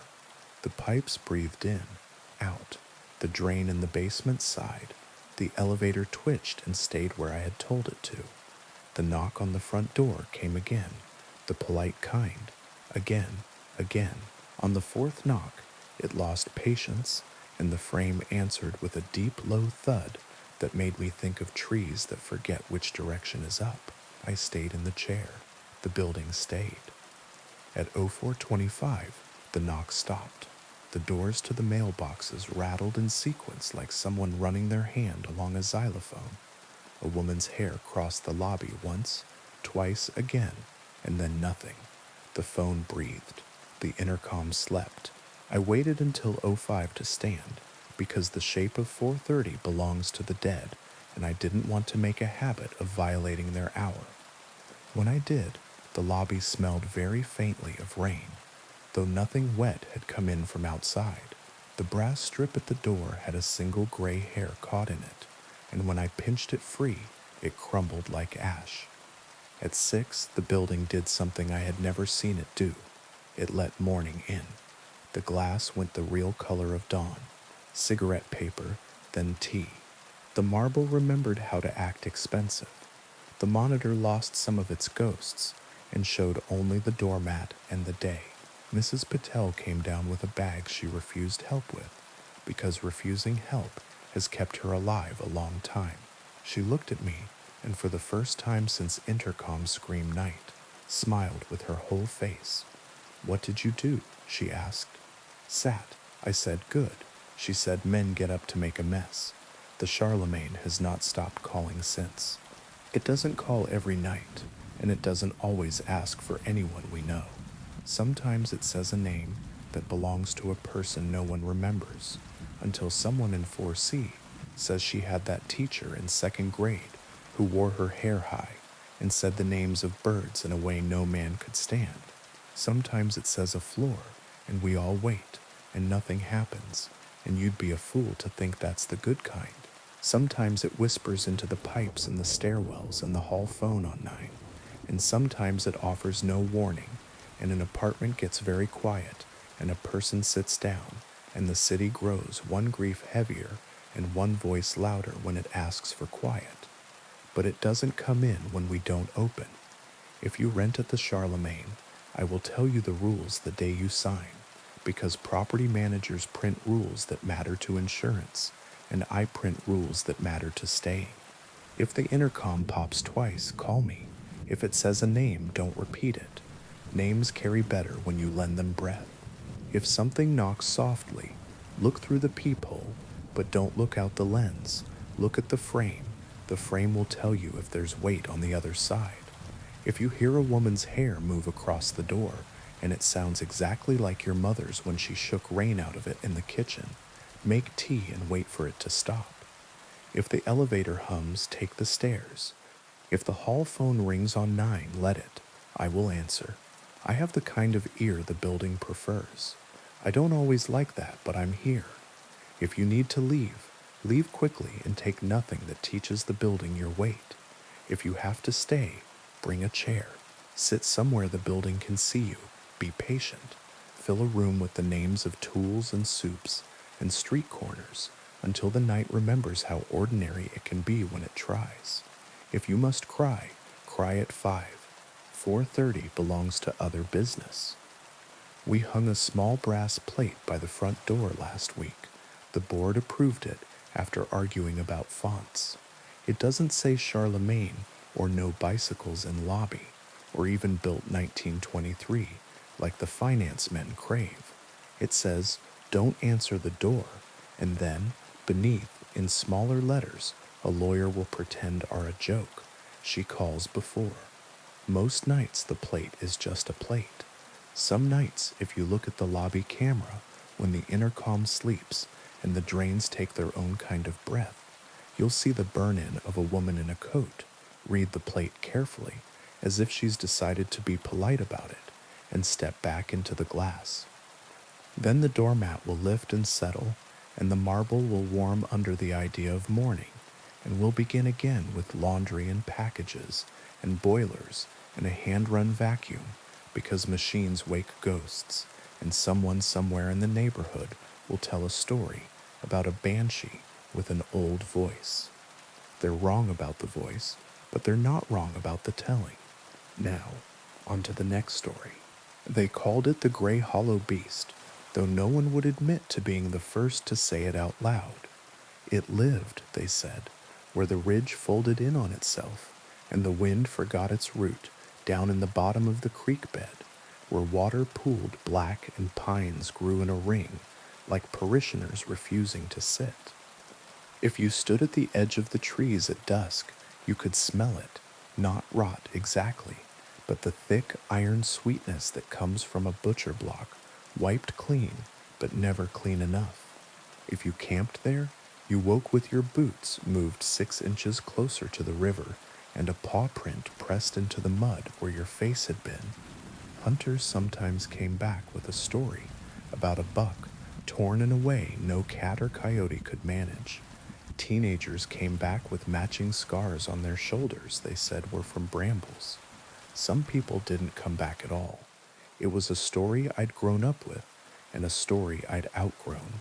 Then my father died, and the ridge stopped being a place for legends and became a place where the world might stop talking for long enough that I could hear myself breathe. I walked out the day after the funeral with a pack and a canteen and the knife he used to take trout out of the river with kindness. The house was full of casseroles and advice. I wanted neither. The old men in town said, "Don't go down the hollow after dark." The old women in town didn't say anything at all, which meant they had opinions you weren't owed.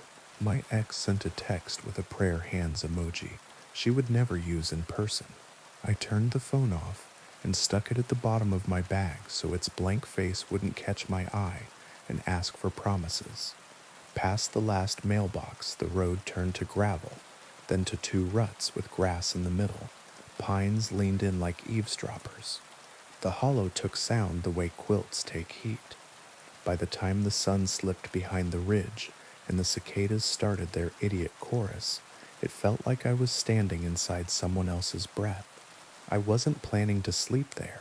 I wanted to stand in a dark that wasn't full of picture frames and sweaters that still held my father's shape, and then walk back with my head in one piece. Instead, I found a cabin where no map said a cabin should be. It sat down in the fold like a knot in a rope, boards gone silver, roof furry with moss, porch peeled down to splinters where feet used to learn the house's rhythm. No path, no chimney smoke, no signs of anybody except the lock on the front latch was new and bright as a coin. Someone had put money here.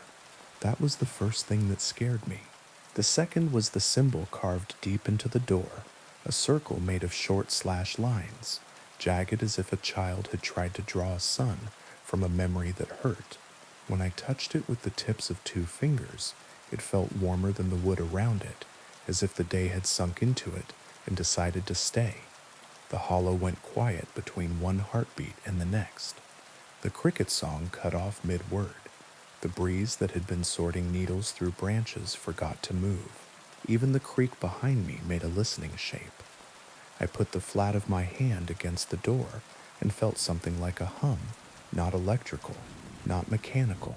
The low, steady insistence you feel in your ribs when someone bigger than you is also in the room. That was when the first growl came. So deep I felt it before I heard it. Not far off, not other side of the clearing, right where the trees start. I turned and saw eyes, pale gray, rimmed red, set in a head that could have been a dog's if a dog had been left in a room with knives and had learned everything it could from the shapes they made. The body that followed the eyes was wrong, long in the forearm, hunched in the shoulder, matted fur slick with whatever eats blood for breakfast. It moved like it had never forgotten how to walk on 2 legs and resented being made to remember 4. Its gaze slid over me like a hand over a side of meat. There was nothing hungry in it. Hunger is honest. This was the patience of a butcher between customers.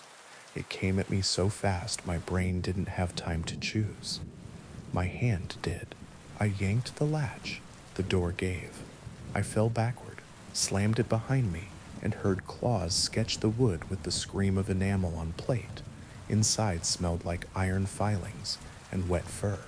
The dark was the thick dark of a place that has been keeping a secret for a long time and has decided to go on keeping it in your presence. I got my light out with fingers that didn't want to obey and saw chains bolted into the walls at ankle height and wrist height and throat height, hooks in the rafters, a table with knives laid out in rows, blades honed down to hisses. On the table, a ledger-sized book open to a page with lines of careful handwriting that started precise and ended like someone writing in a moving car. The top of the page said, "I keep the circle." Below that, "The beast is not one. It is the many that can be one.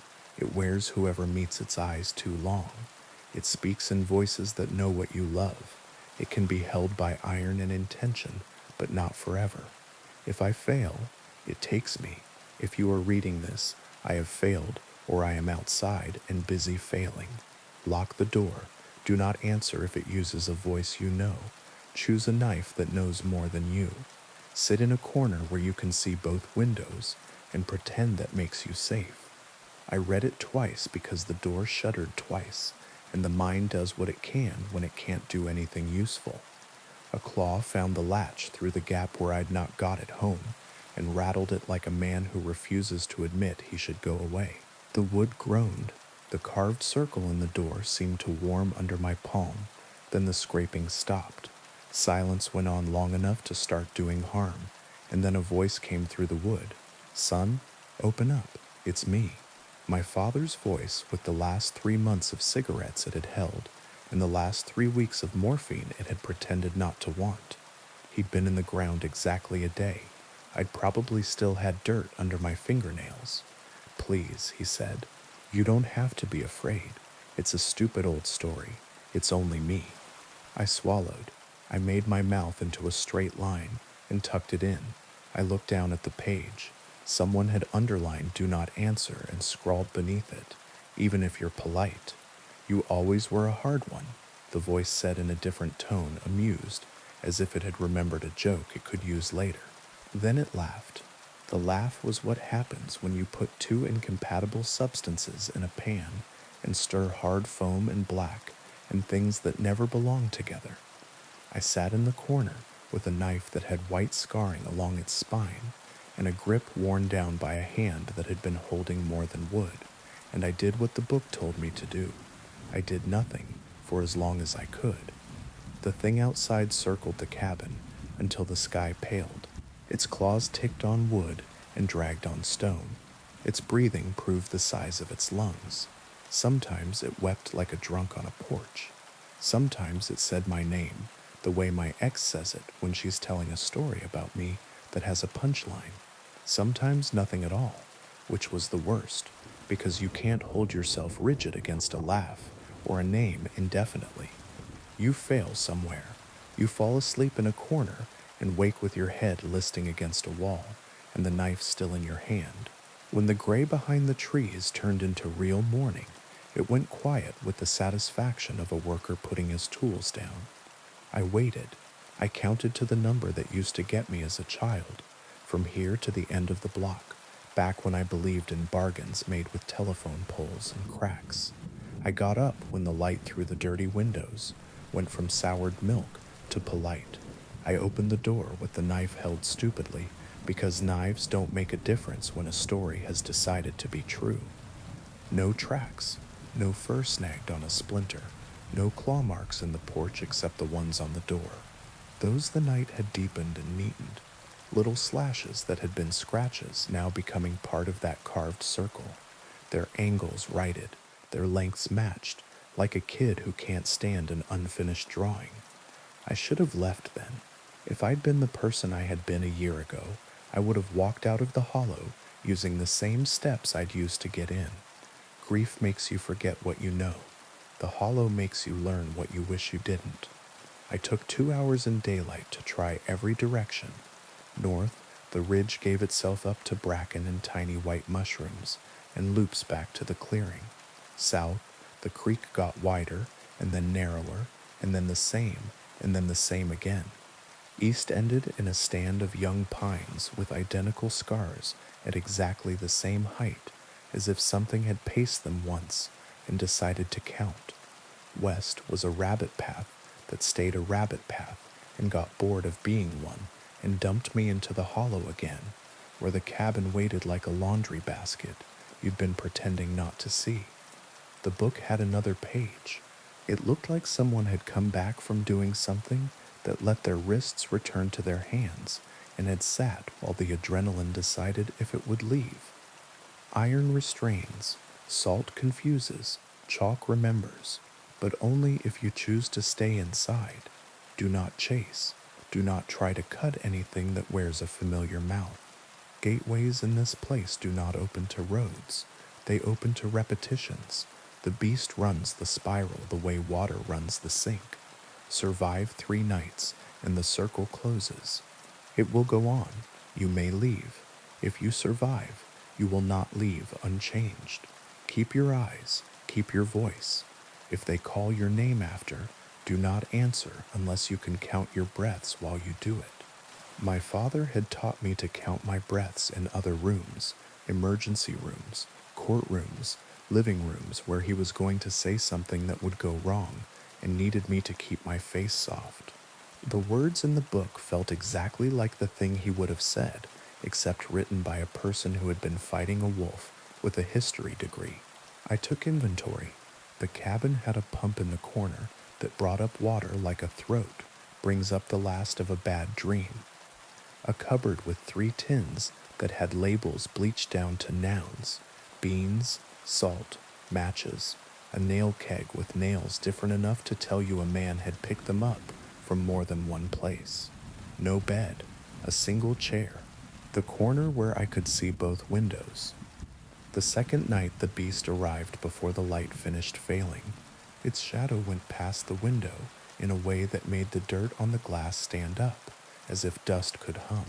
In the lamplight its fur looked not brown or gray, but the color of old locks. Its back bristled where a back shouldn't. When it turned its head and looked in, the eyes were not lanterns, they were coins, cold and flat and expensive.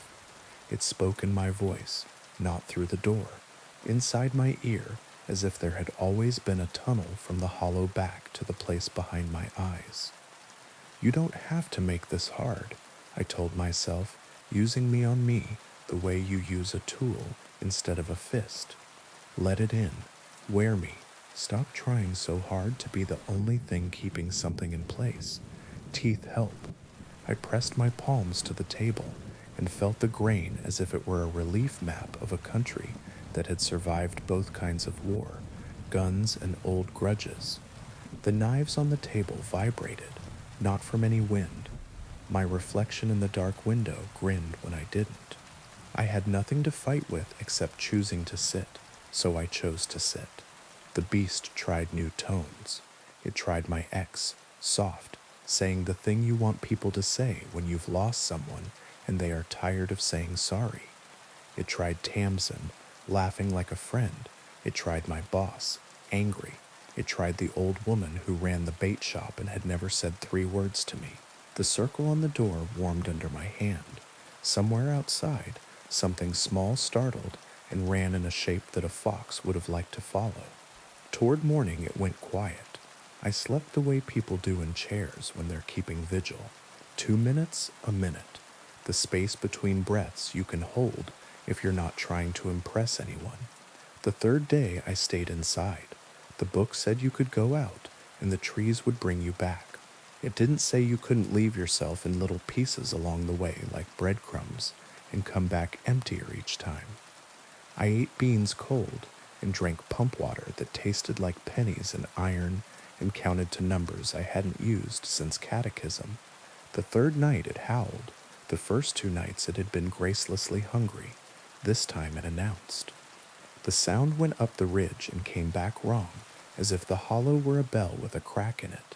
The chain on the wall pulled tight though nothing had gone into it. The hooks overhead trembled with the confidence of old mistakes. Open, my father said through the door, gentle, the way he had when I was 10 and had locked myself in the bathroom and decided I could live there if I had to. Son, please. The latch leaned. The door swelled. The carved circle deepened a shade darker, as if blood had chosen to move where it was most useful. I slid down the wood with my spine and put my shoulders into it and felt the bulk on the other side press back the way oceans press. The book on the table had a last page I'd ignored because it felt like a man talking to himself, and now it felt like a man talking to me. If you have no silver, use names. If you have no names, use counting. If you cannot count, use pain. If you cannot feel pain, you have already opened the door. I put the point of the knife into the soft pad at the base of my thumb and shoved, not enough to maim, enough to make my ribs take a breath. My mouth had forgotten it could ask for. Blood came bright and annoyed. I smeared it across the carved circle without thinking, but with all the intention of a person who has run out of options and is willing to pretend that makes a plan. The latch popped. The door opened a finger's width. A claw came through. Black, curved, jointed wrong. It hooked under the latch and tugged like a man tugging loose a nail that had always belonged to him. I brought the knife down on the circle because it was a target, and because I wanted something to happen, and because sometimes breaking a thing is the only way to stop having to carry it. The knife bit wood. Not deep enough. The circle broke. Light poured out of the door, the way breath pours out of a man who finally admits he is tired. Not daylight, not fire, silver, so clean it made the dirt of the room ashamed. The claw jerked back with a sound that would have been a word if it had had the right mouth. My father screamed, and then I screamed, and then something with too many voices screamed us both quiet. Then quiet for real, the kind where you can hear the spiders working in the rafters. I sat for a long time with my back against the busted circle and my eyes blurry with the from the inside of your head kind of tears. When I could stand without feeling like a stopped clock, I pushed the door with my foot. It swung on its new, wrong radius. The claw marks were gone. The circle was a black smear like a handprint, ash flaking as if an old poster had finally given up. Outside, the hollow looked like it always had. Needles, mud, a wash of gray.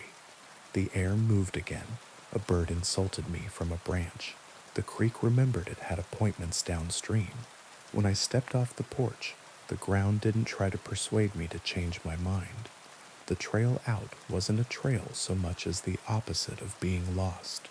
Trees that had been leaning in leaned back. The ridge lifted its shoulder and let me go. It was noon by the time the last of the pines gave me up to the dirt road and the power lines and the world that likes to have names on things. People said I'd been gone a day. People said I'd been gone 3. The old men clucked. The old women gave me a look that had a chair in it if I wanted to sit. My ex called from a number I didn't answer and left a voicemail that started with "hey" and ended with not quite a sob. Tamsin came by with soup she'd made and forgotten to salt, and stayed on the porch because she said her reflection in my front window was doing things she didn't approve of. I told her to bring salt next time, and a roll of tape and a nail. I put iron in the house, not superstitious iron, actual chain across the back door's bottom to make the fit true.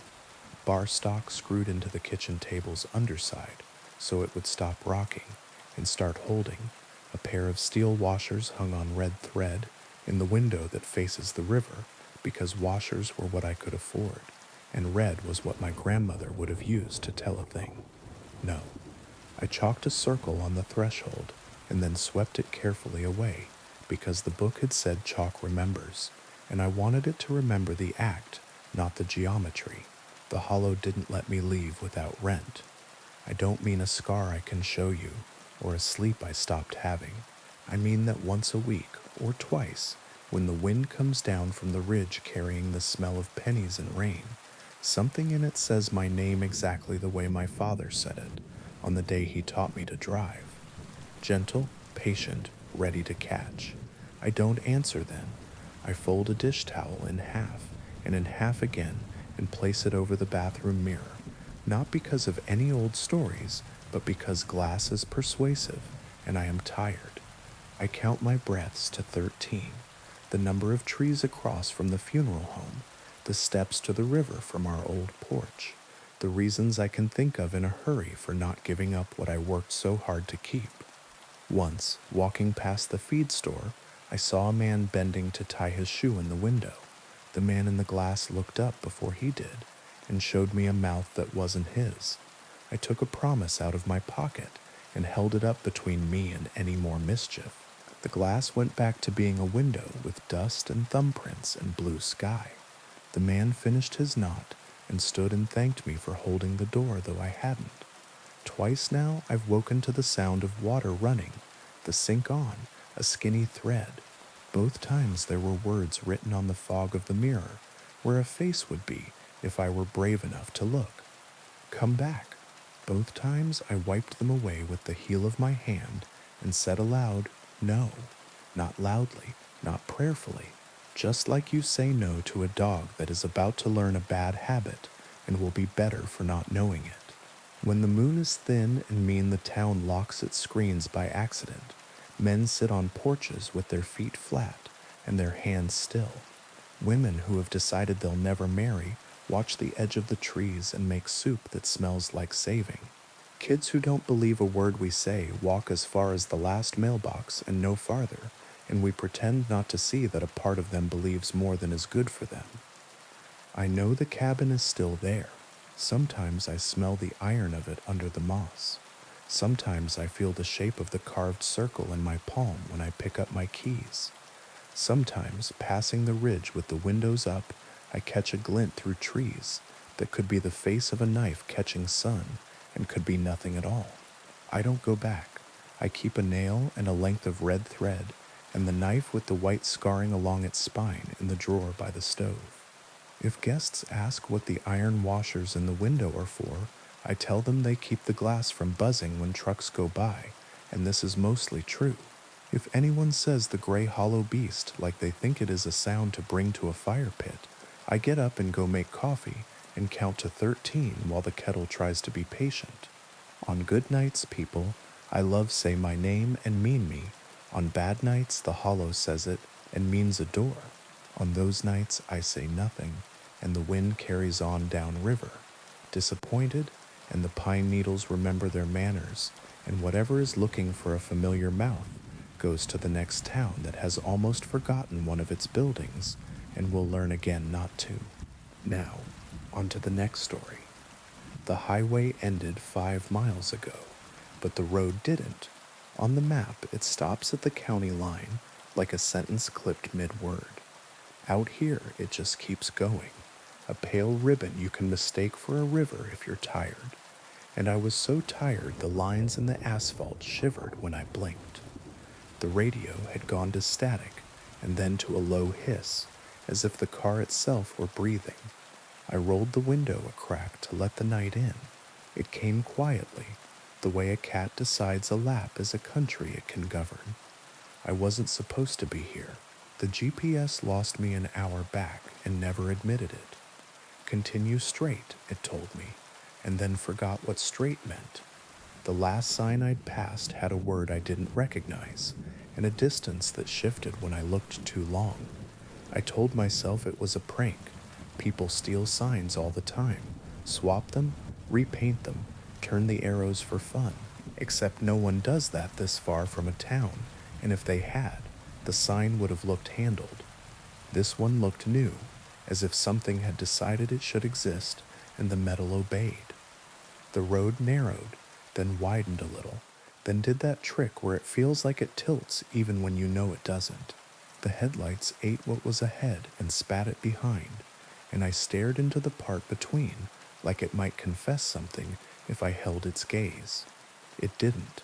The night kept its privacy. When the girl stepped into the beams, I braked so hard the seatbelt bit.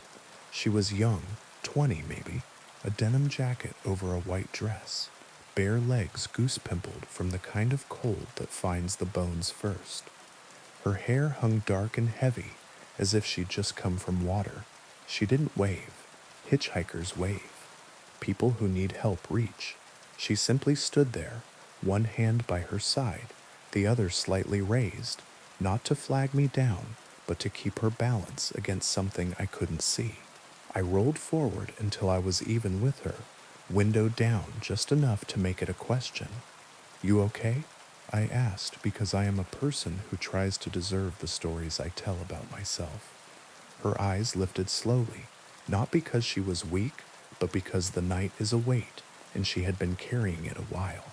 "Can I sit?" she asked, calm, like asking for a glass of water. I unlocked the door. She got in and buckled up with careful fingers. The belt lay wrong across her chest for a second, and then remembered how to be a belt. Where to? I asked. Home, she said, the way small children say the word when they mean not a place but an ending. Where is home? I asked. Just keep going, she said. You'll feel it.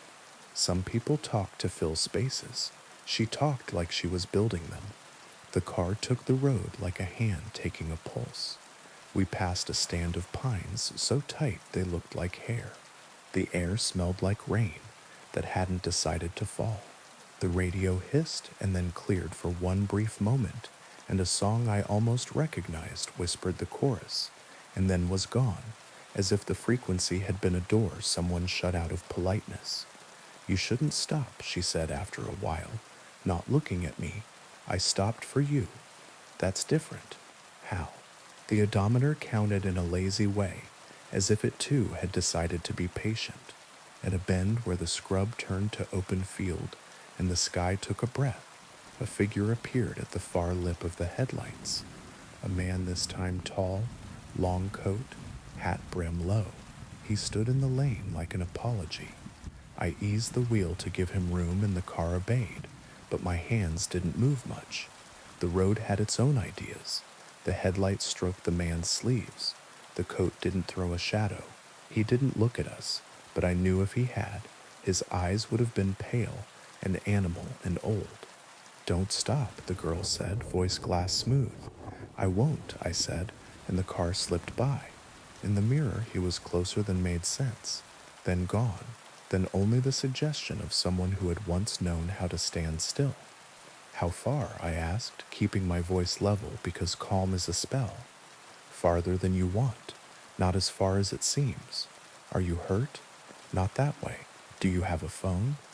My own had one bar of a network with a name I'd never seen, a little symbol that looked like a key. She touched the pocket of the denim jacket. He took it, she said, or the road did. They share. Who's he? The first one, she said, or the last? She turned her face toward the glass. The window reflected us as if we were a picture in a stranger's house. He stands where the road decides to be a bridge. There's a bridge? Relief brightened my voice. Bridges are proofs. If there's a bridge, there are banks. If there are banks, there's a map. She shook her head. It's not that kind. We passed a farmhouse with a porch light burning. The bulb hummed with moths. A woman stood at the screen door, holding a baby, and both looked like they were made of fog. The house moved away without tech or magic, just the ordinary disappearance of things you don't stop for. I kept my hands soft on the wheel. Will you tell me your name? I asked. She considered, then said, It's different out here. She reached for the dash and stopped before she touched it. You can call me Mara, she said, which was either true or right enough. When the road began to climb, the map in my head insisted there was no rise this side of the river. The car didn't care. The engine's note changed, deepened, settled into work. The sky thinned to a lighter black, as if soon it would admit stars. Do you remember the first time? I asked, because asking questions is how you keep from becoming the answer. She nodded. He asked if I needed a lift. Her mouth made a smile that didn't reach her eyes, not because she was lying, but because remembering takes energy. He said he was lost. I said me too. He said his name was whatever I needed it to be. She tucked hair behind her ear, an ordinary gesture that made the car feel less caustic. I got in. Did he hurt you? He was very kind, she said. He didn't put his hand on my knee. He didn't ask me where I was coming from. He didn't make me listen to his music. That's not an answer. Her fingers tightened on the seam of the seat. Kindness is a tool, she said softly. You can make anything with it if you don't mind what it builds. Did you get out? I asked. The door opened, she said. I stepped onto the same road I'd stepped from, only it wasn't the same because now it knew me. Wind pressed its cheek against the car. The speedometer sat steady, needle at 53, the number you pick if you're pretending not to hurry. Dust rose under the tires and settled as if reconsidering. "How long have you been riding?" I asked. She tilted her head, listening to something beyond my hearing.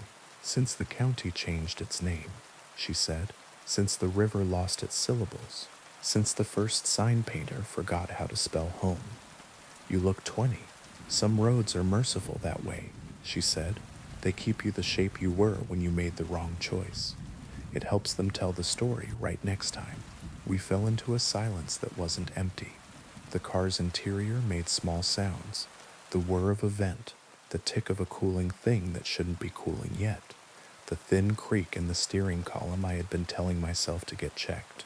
The night outside offered insects and small private choruses. Somewhere far off, a coyote set its name to the field, and the field did not disagree.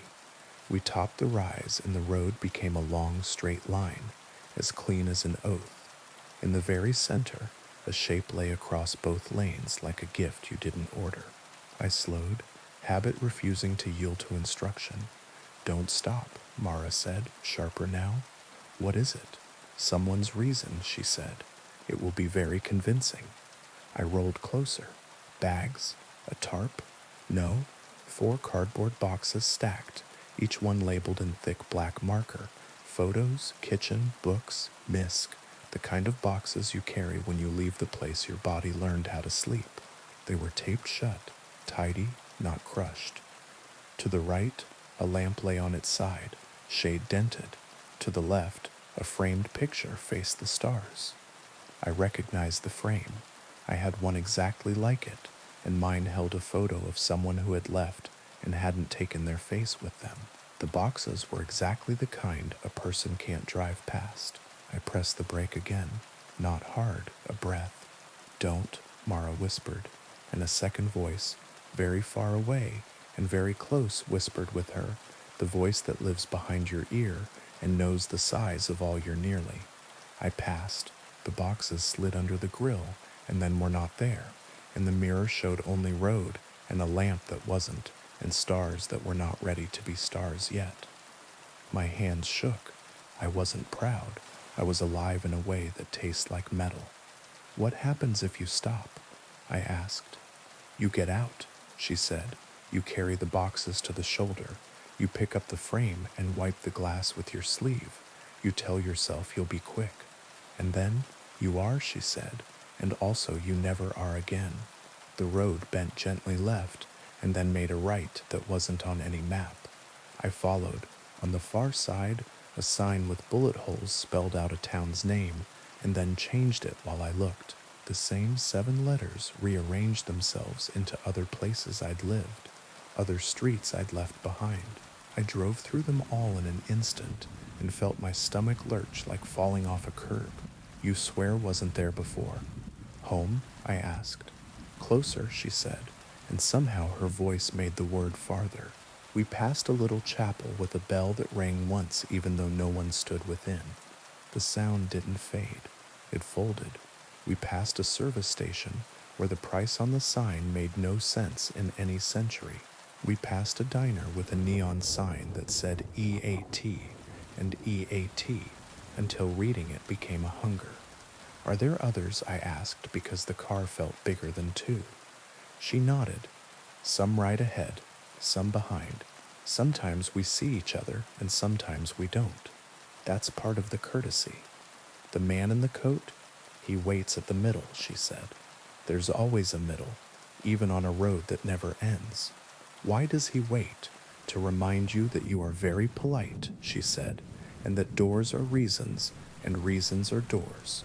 "How do I get off?" I asked. The question, a stone finally remembering it, is heavy. She didn't answer right away.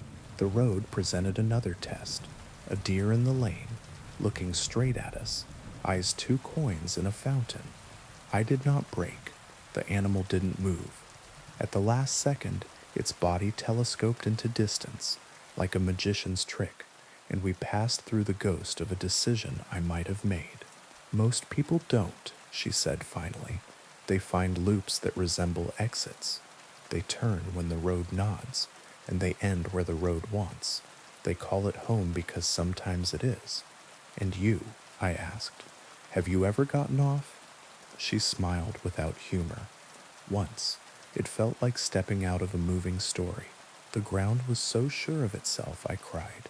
Houses had corners that stayed where you put them. People had names that didn't blur. I stayed until I started to think the road was a dream. Then I woke up in the passenger seat again, with my hand on a belt that didn't fit. How did you leave? The man in the coat, she said. He opened the door on the bridge that isn't a bridge and said, after you. Like a gentleman. I said, no thank you. He smiled like a photograph. The door shut. I was home that night. The next night, I wasn't. The sky finally decided on stars. They arrived shyly, one, then three, then a scatter like salt from a high hand. The road approved.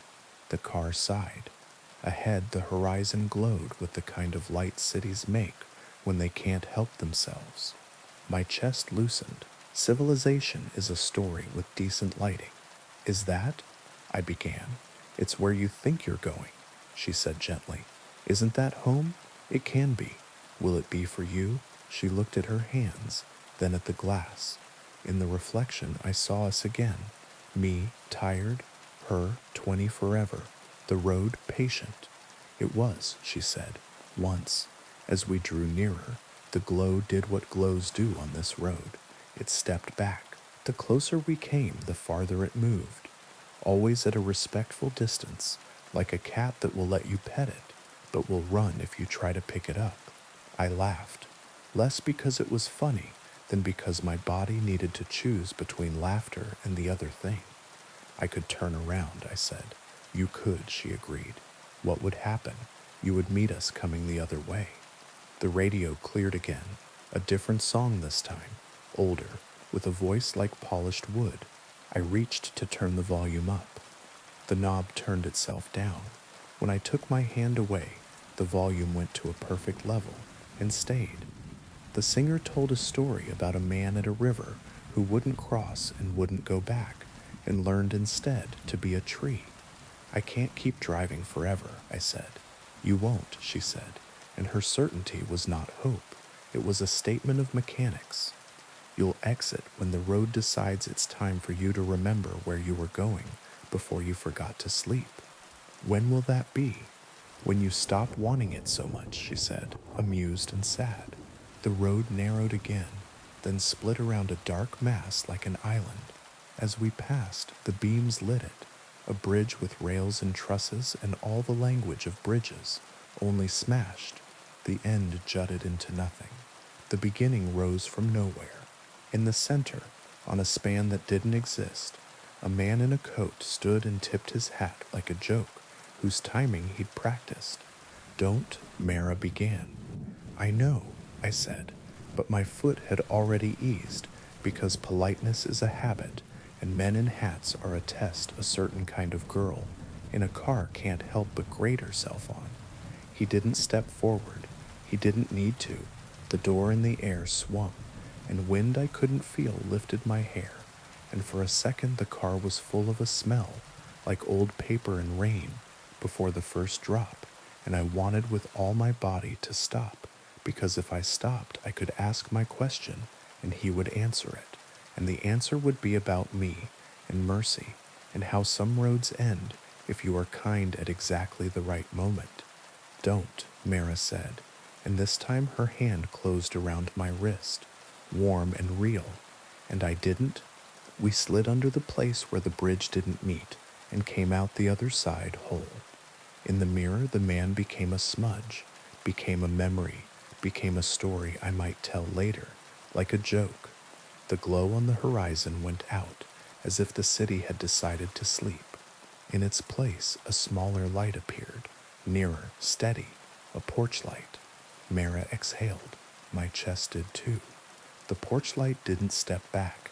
It waited the way a real light does, like a simple good thing placed intentionally in the dark. Is that? I asked. Yes, she said. Yours? For now. A mailbox appeared, painted with little flowers. A gravel drive. A house that needed paint in exactly the way houses that are loved need paint, with no shame. On the porch, a woman stood, hand over her mouth, shoulders shaking. Next to her, a man paced, then stopped, then paced, the way bodies move when they no longer believe they can hold still. A boy sat on the steps with a dog that could not decide whether to bark or run or wag its whole back end off. I pulled in. The gravel made the sound of relief. The car stilled. Mara's hand slipped from my wrist.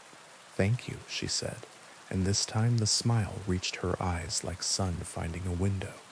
"Will you?" I began. "Maybe," she said. She opened the door. The porch light did not flicker.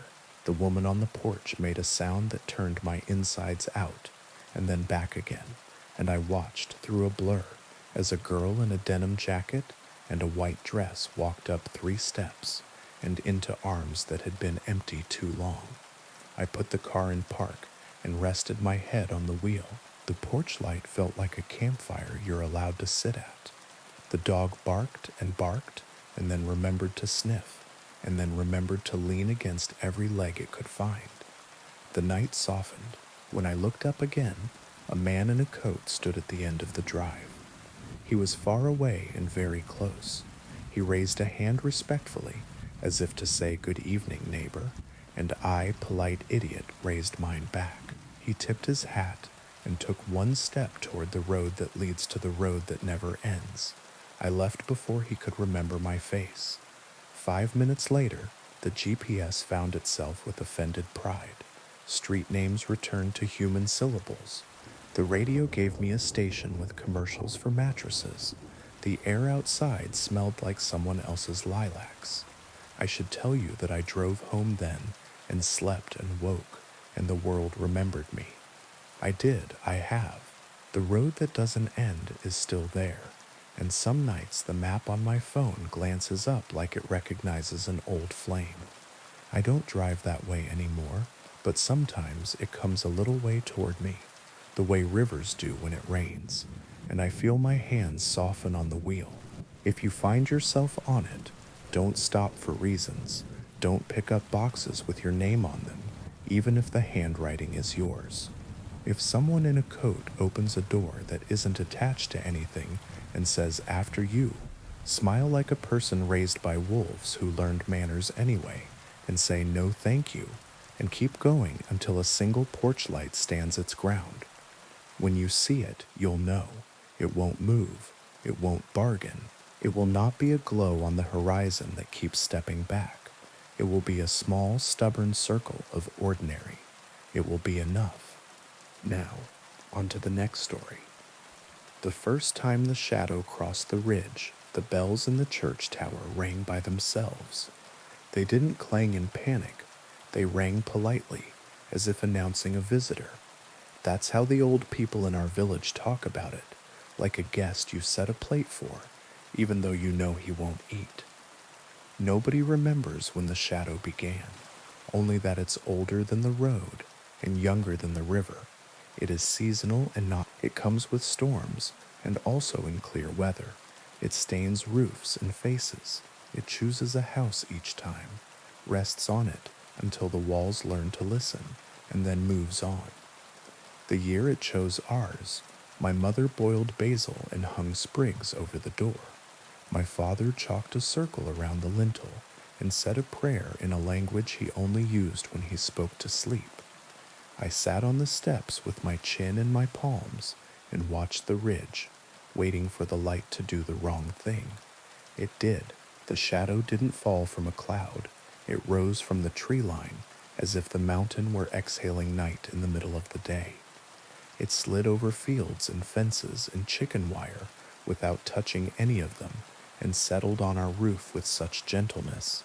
You could almost love it for how carefully it handled what it intended to ruin.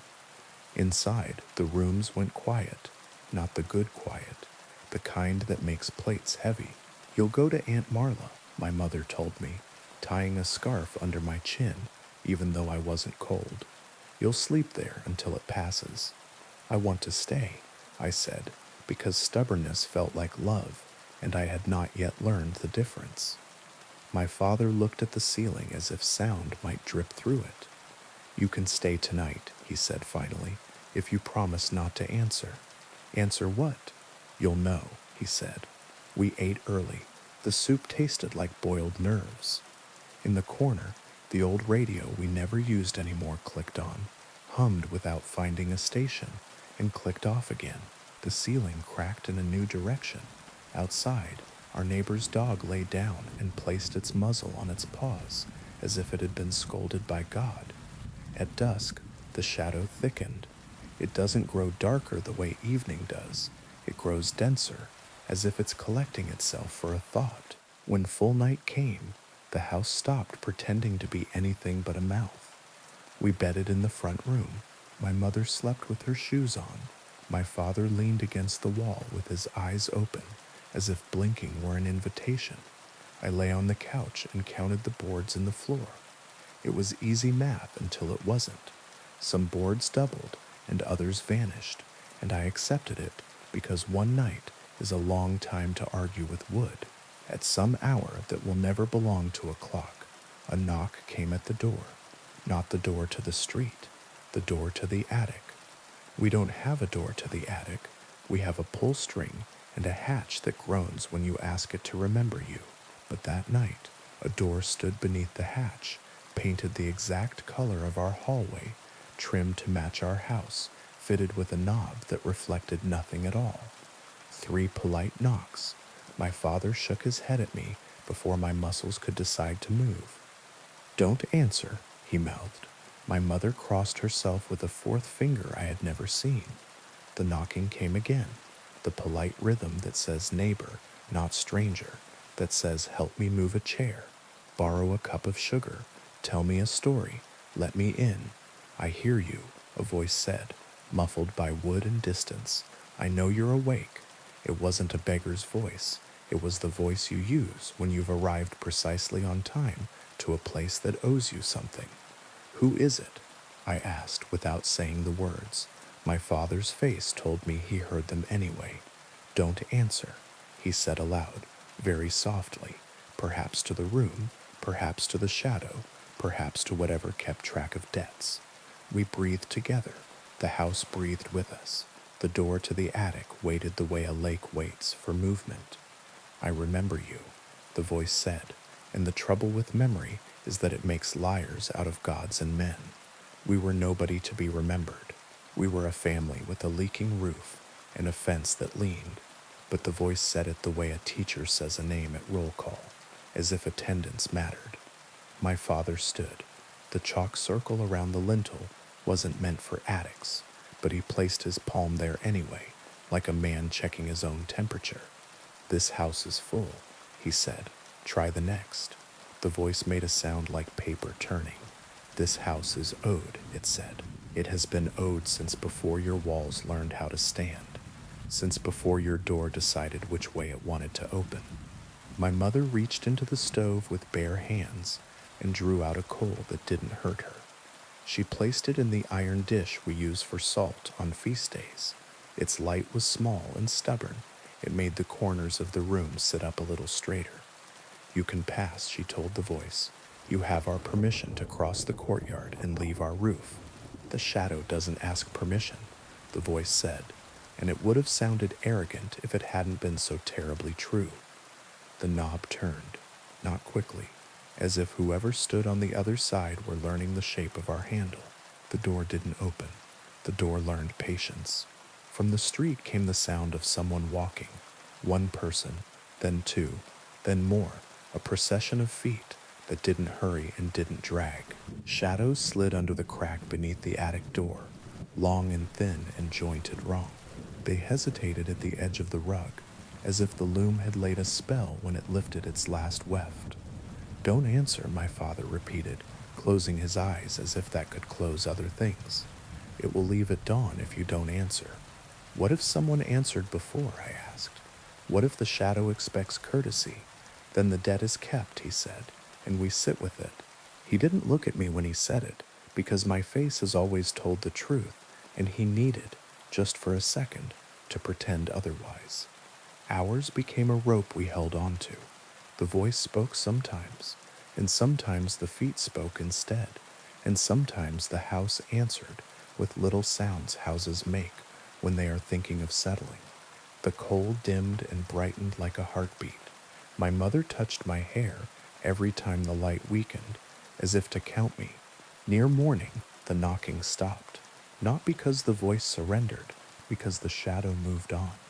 It lifted from our roof with offended dignity and slid to the house across the lane, the widow's place with the blue shutters and the fig tree that never fruits. Her light came on, it went off, it came on again. We should go to her, I said.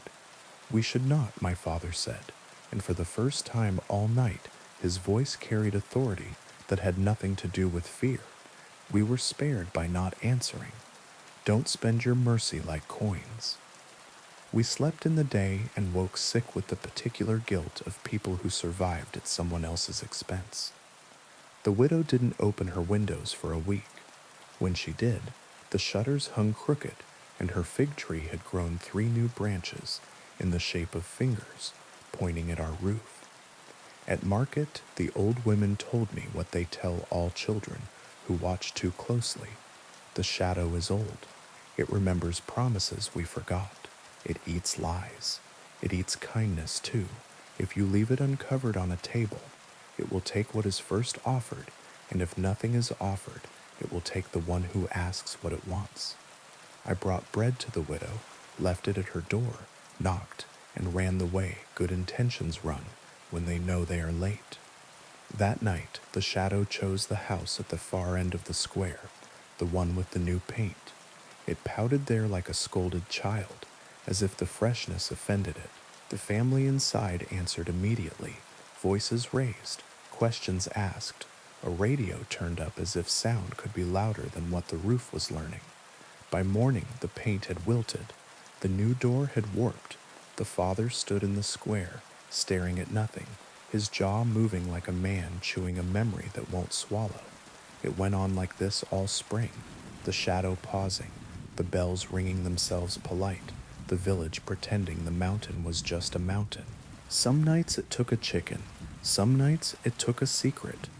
Once it took the sound of water from every tap for an entire day until we remembered to carry buckets to the well together like we used to. The night it came back to us, we were ready in all the wrong ways. We had boiled new basil, we had chalked circles inside circles, we had collected coals in a bowl as if light were cumulative. We had not prepared our mouths for silence.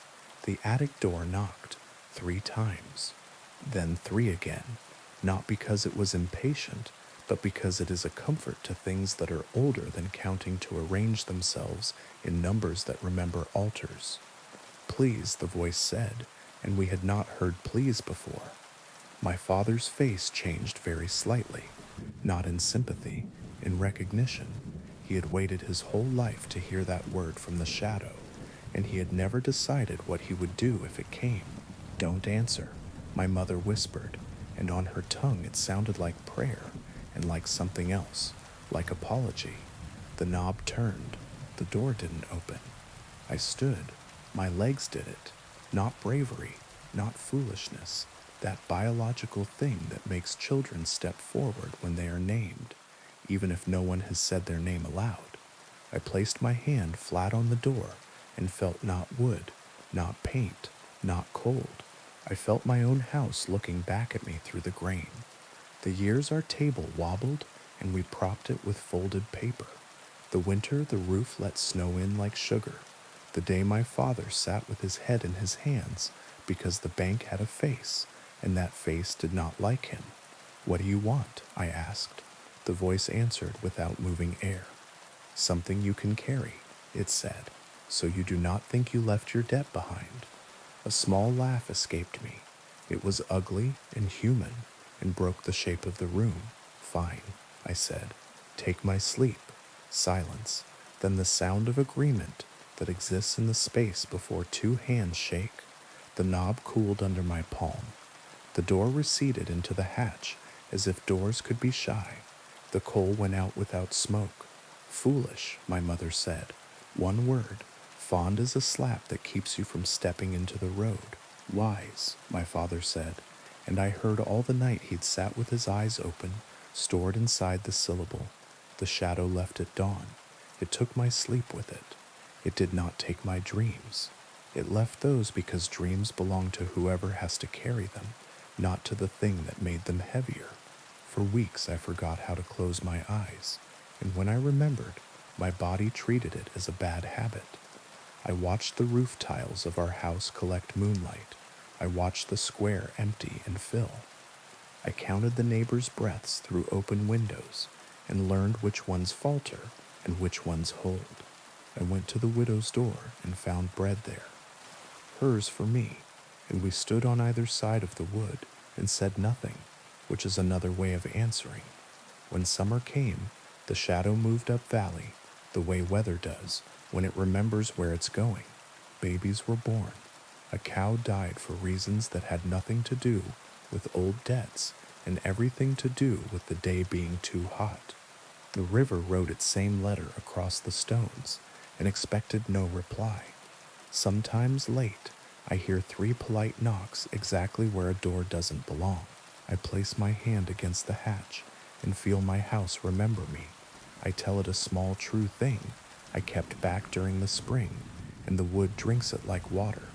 The shadow prefers what you think you hid. If it comes to your roof, don't answer. If you must, offer it something you can survive without, and survive without it. And when the bells ring by themselves, set a plate for the guest even if he won't eat. There is a language older than bargains. It sounds like a family breathing together in the dark until the light has the courage to be mourning. For now it is enough. Now, on to the next story. The river at night had a sound all its own. Not just water moving, but something deeper, like whispers hidden in the current, rising and falling with every bend. When I was a kid, I used to love it. That rushing noise lulled me to sleep on nights when the windows were open and the summer heat pressed down. But that night, that sound felt different. I had stopped by the bridge out of habit. It was late, and I was driving back from a visit with friends. The highway was faster, sure, but when I wanted quiet, I cut through the back roads along the water. The river ran beside the road for miles, dark and restless, and the bridge was its spine. That night, the quiet wasn't comfort. It pressed against the windows of my car, thick and deliberate. The bridge appeared in my headlights, a pale arc of old wooden planks stretched over black water. The wood rattled as my tires touched it, the sound amplified by the stillness around me. Halfway across, I saw her, a figure in white, standing at the far end. Her dress was long, torn at the hem, clinging damply to her legs. Her hair was black and heavy, dripping in loose strands that masked her face. She wasn't moving, just waiting. I slowed. At first I thought she might be someone in trouble. Maybe a drunk wandered too far. Maybe someone had been stranded. But the air in the car shifted, suddenly colder, sharp enough to sting my lungs. My gut told me to keep driving, not to stop, not even to slow down. Her head lifted as my headlights washed over her. Her face was pale as moonlight, her eyes dark and wet. When she opened her mouth, the sound that came out didn't belong to a human throat. It was louder than it should have been, filling the car, the bridge, the night itself. A wail, a scream, grief, rage, hunger, all tangled into one endless sound. I floored the gas. The car jolted across the remaining planks, engine roaring. In the rearview mirror, she was suddenly closer, too close, as if distance didn't matter. Her arms were outstretched, fingers long and thin, reaching for the trunk of my car like she could drag it into the water by sheer will. Then, nothing. The sound stopped. The mirror was empty. I didn't stop driving until the town lights reappeared, and even then, I couldn't stop shaking. 2 days later, I told my grandmother about it. I expected her to laugh, to say I'd let shadows and fog get to me. Instead, her face went pale in a way I'd never seen. She crossed herself and whispered, La Llorona. I'd heard the name before. Every kid in my town had. A story told to scare children into behaving. A woman who had drowned her own children in a river, then drowned herself in grief, condemned to wander the waterways forever, wailing for what she lost. But hearing the name from my grandmother in that hushed, fearful way made the story feel heavier, older, like it wasn't just a story, but something carved into the bones of the land. You must never stop for her, my grandmother said. No matter how real she looks, no matter how she cries, she will drag you down with her into the water, and you will never come back. I didn't tell her how close I had come to stopping. For weeks after, I avoided the river. If I had to drive near it, I kept the windows rolled up tight and the music loud, just to drown out the possibility of whispers in the current. But fear is stubborn. It waits. The more you try to ignore it, the sharper it becomes. One night, driving home late, I found myself on the same stretch of road. I hadn't meant to take it. I hadn't even been thinking. My hands had steered me there, out of habit, like an old route carved into muscle memory. The tires hummed over familiar ground, and the sound of the river grew louder in my ears. The bridge appeared ahead, pale under the moon. My chest tightened. She was there again. This time she stood in the middle of the bridge, directly in my path.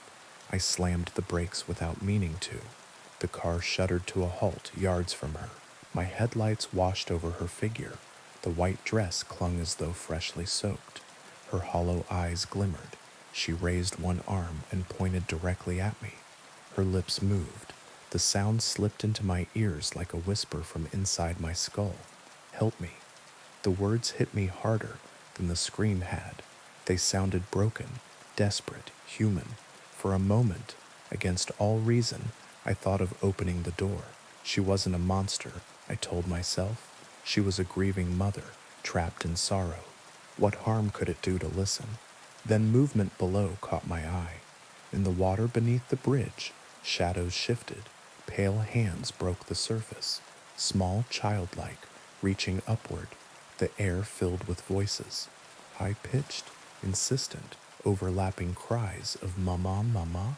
The woman's face twisted. The whisper became a shriek. She lunged forward, and the bridge shook under my tires. I slammed the gas. The car leapt forward, headlights blinding her.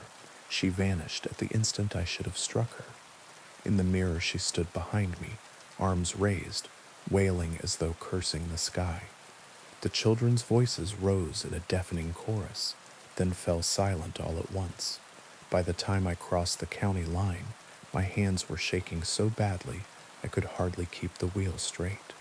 I told myself I wouldn't drive that road again, but curiosity is another kind of hunger.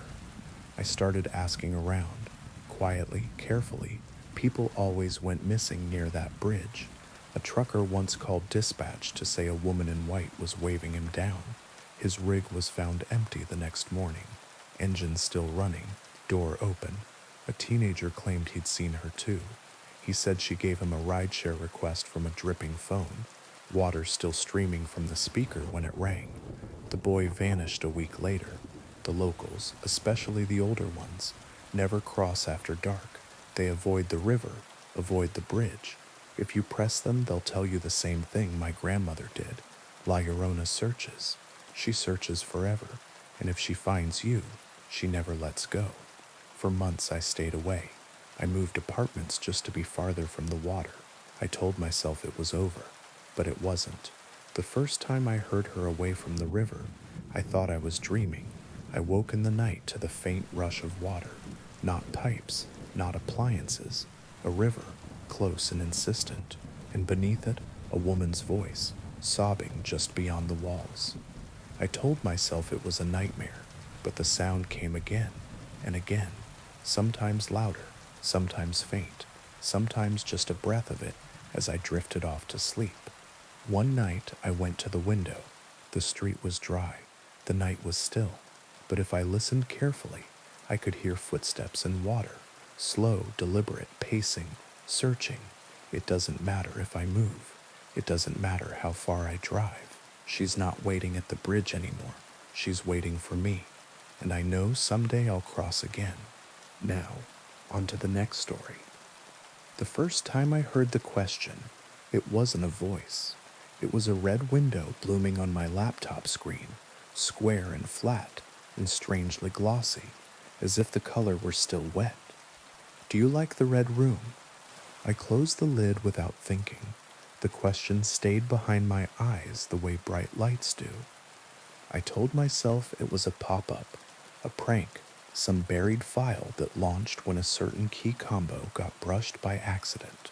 The mind makes up simple answers when you ask it gently enough. That night, the apartment held still.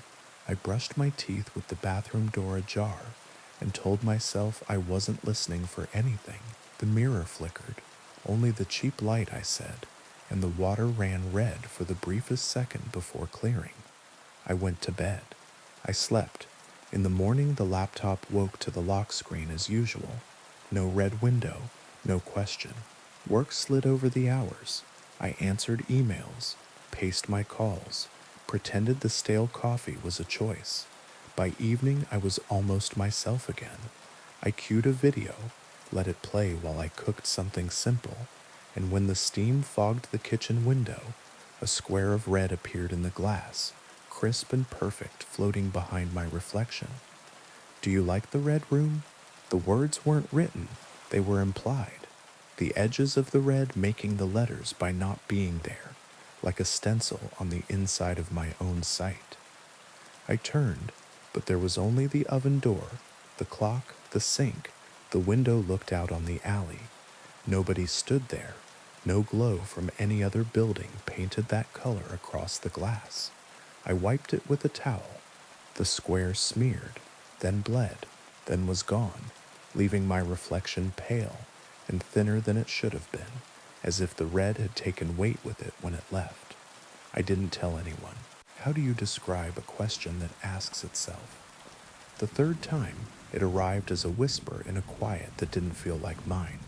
I had stayed late at the office to avoid the apartment, and the way the hall lights clicked too long before the bulbs caught. The building emptied. The elevators began their after-hours sighing. I was writing something I didn't care about when the screen blushed red from the center out, like a drop of dye finding the shape of water. The question typed itself in a font I don't own. Do you like the red room? My cursor blinked helplessly.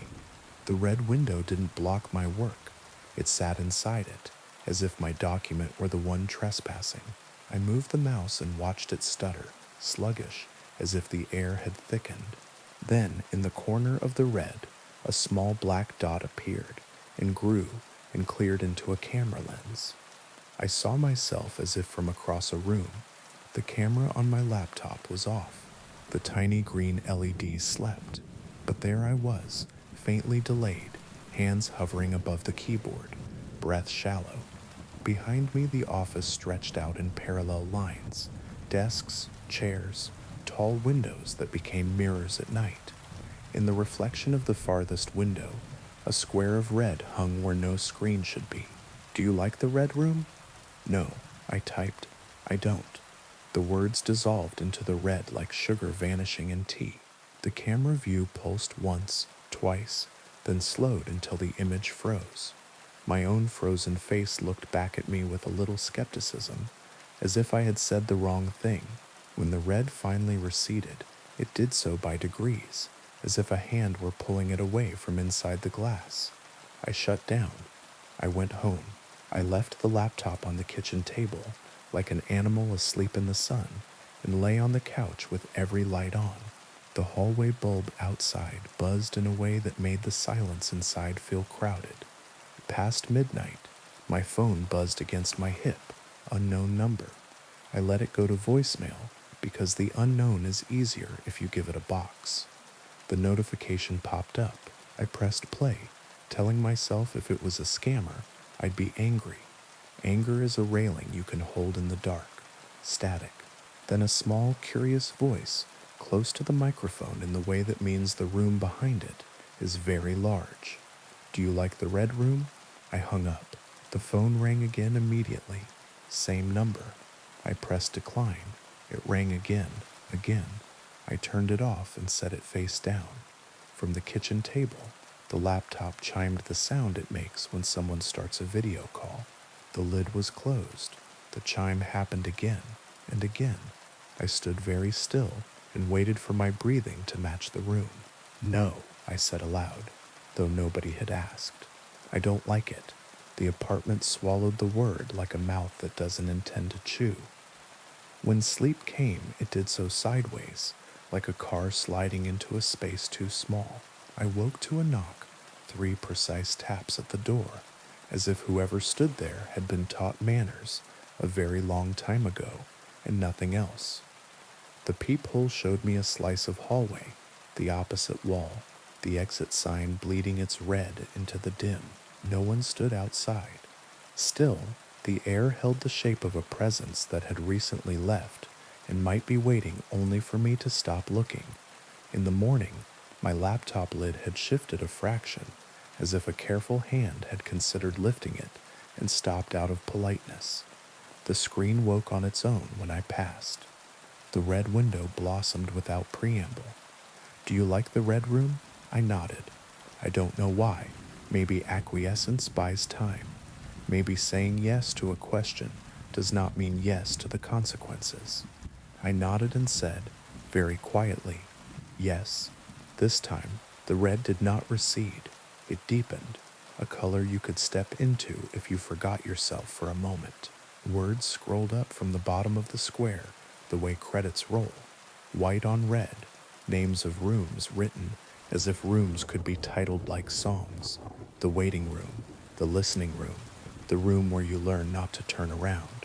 Each title had a small thumbnail, just a darker shade in a different corner, so that if you stood back, the whole looked like a tiled wall, 100 doors pretending to be a single one. The cursor slid without my hand. It hovered over the red room. Not a title, a destination. When it clicked, the sound it made was not electronic. It sounded like a fingernail against wood. The camera view opened again. Whatever lens looked back at me sat farther away now, as if the room had backed up and taken the walls with it. I saw myself seated at the kitchen table, the cheap overhead light making a circle on the laminate, the laptop at the circle's center, like an altar someone had built while meaning well and not understanding anything. Behind me, the hallway stood open, longer than my hallway is, lined with doors that were not mine. Red seeped from under each door in a thin ribbon and ran toward the table as if it knew the way. I turned in my chair to prove that the view was a trick. The hallway behind me was the hallway behind me, short, ordinary, the closet door slightly ajar, the coat sleeves visible like tired flags. When I turned back to the screen, the long hall remained, patient and disinterested in my corrections. A door opened somewhere I could not place, not in the apartment. I know the sound of my own doors. This sound was older. It contained the weight of paint over paint, of secrets dried into the grain. Footsteps followed, soft as someone walking barefoot over remembered carpet. They came from the screen.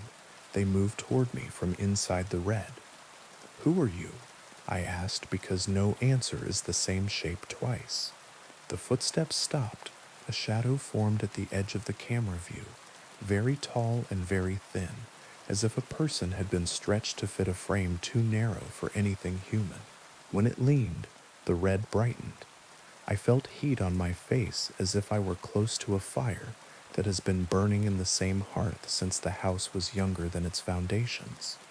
The voice was close to my ear and also very far away, like something spoken down a speaking tube between floors. Do you like the red room? Yes, I said, because the truth was irrelevant and manners mattered to whatever this was, and because the word yes keeps you moving in a conversation that wants you to stop. The red unfolded. The kitchen disappeared and remained. Both.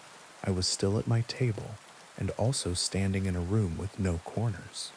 The walls curved in on themselves the way an eye sees the inside of itself if it forgets to blink. The red had depth without distance. I tried to judge its size and lost count of edges. The only furniture was a chair, exactly like mine, placed at the exact distance you place a chair if you want a person to sit without asking permission. On the chair lay a small white card with black writing in a hand that understood both patience and hurry. Sit. I did. The chair was my chair.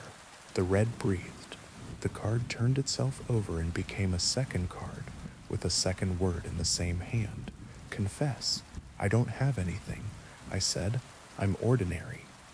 The red deepened. A third card appeared on the table where my laptop should have been. Confess. To what? To whom? My mouth worked.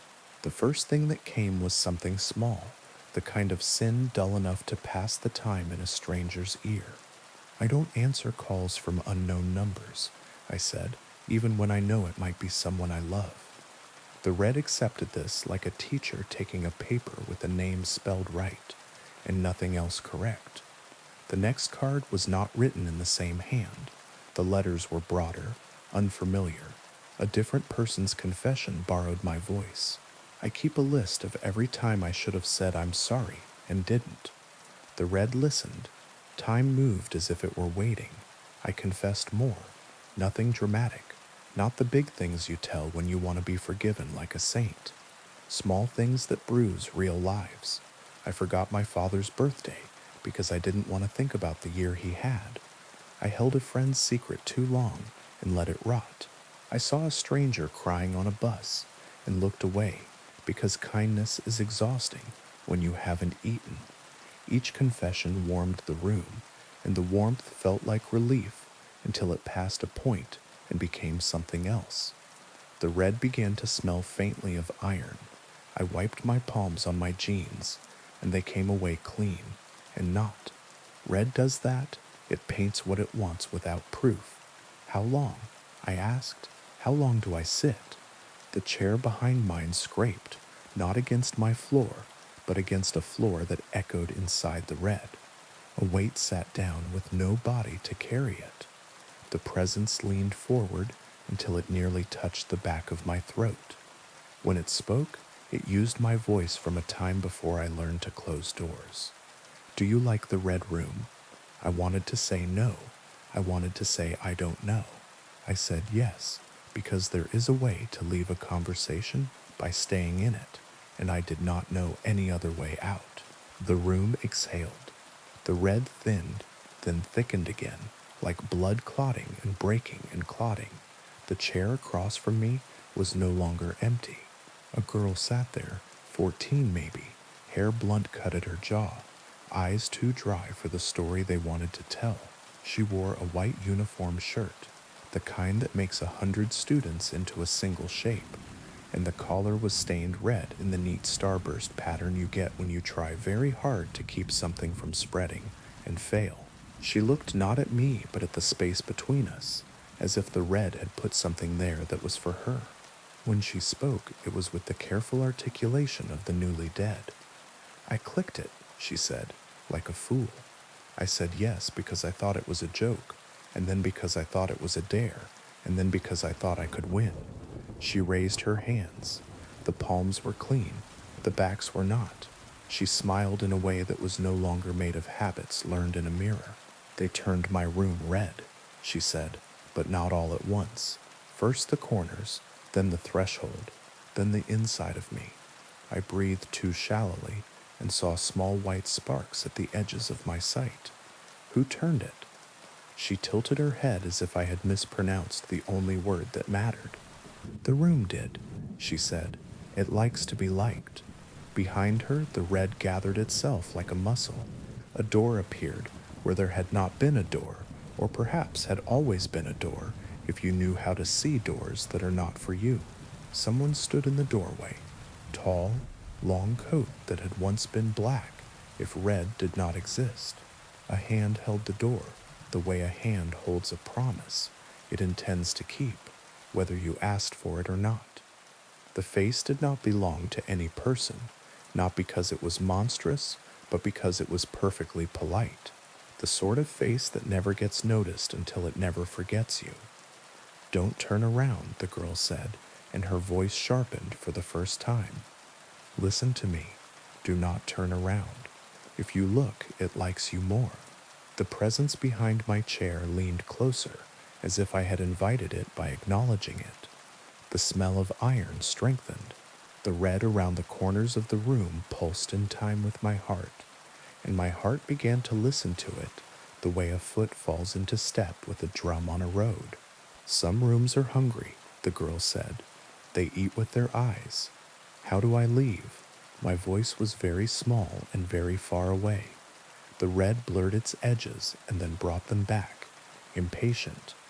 You don't, she said, and then she smiled in the way the living smile when a joke lands exactly between them. You pretend you already did, and sometimes the room is distracted by someone else pretending harder. She stood. I had not seen her stand, and yet she was standing.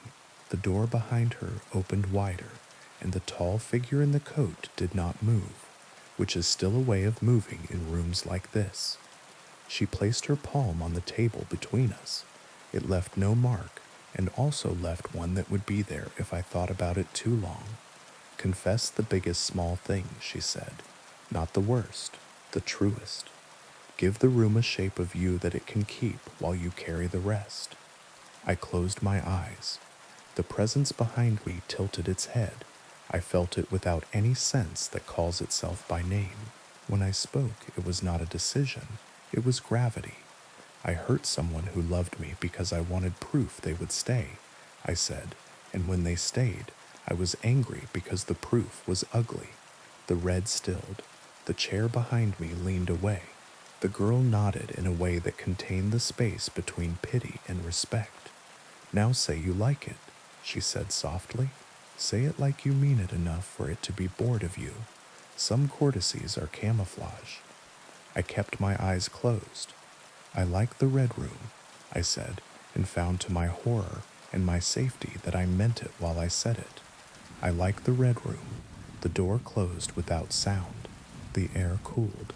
The red peeled itself off the walls of my apartment and folded into the screen, and then into the corner of the screen, and then into a single pixel that went dark and left nothing behind but its afterimage. I was alone at my kitchen table. My laptop showed my work document, half finished, blank where the red had been. My phone lay face down and polite.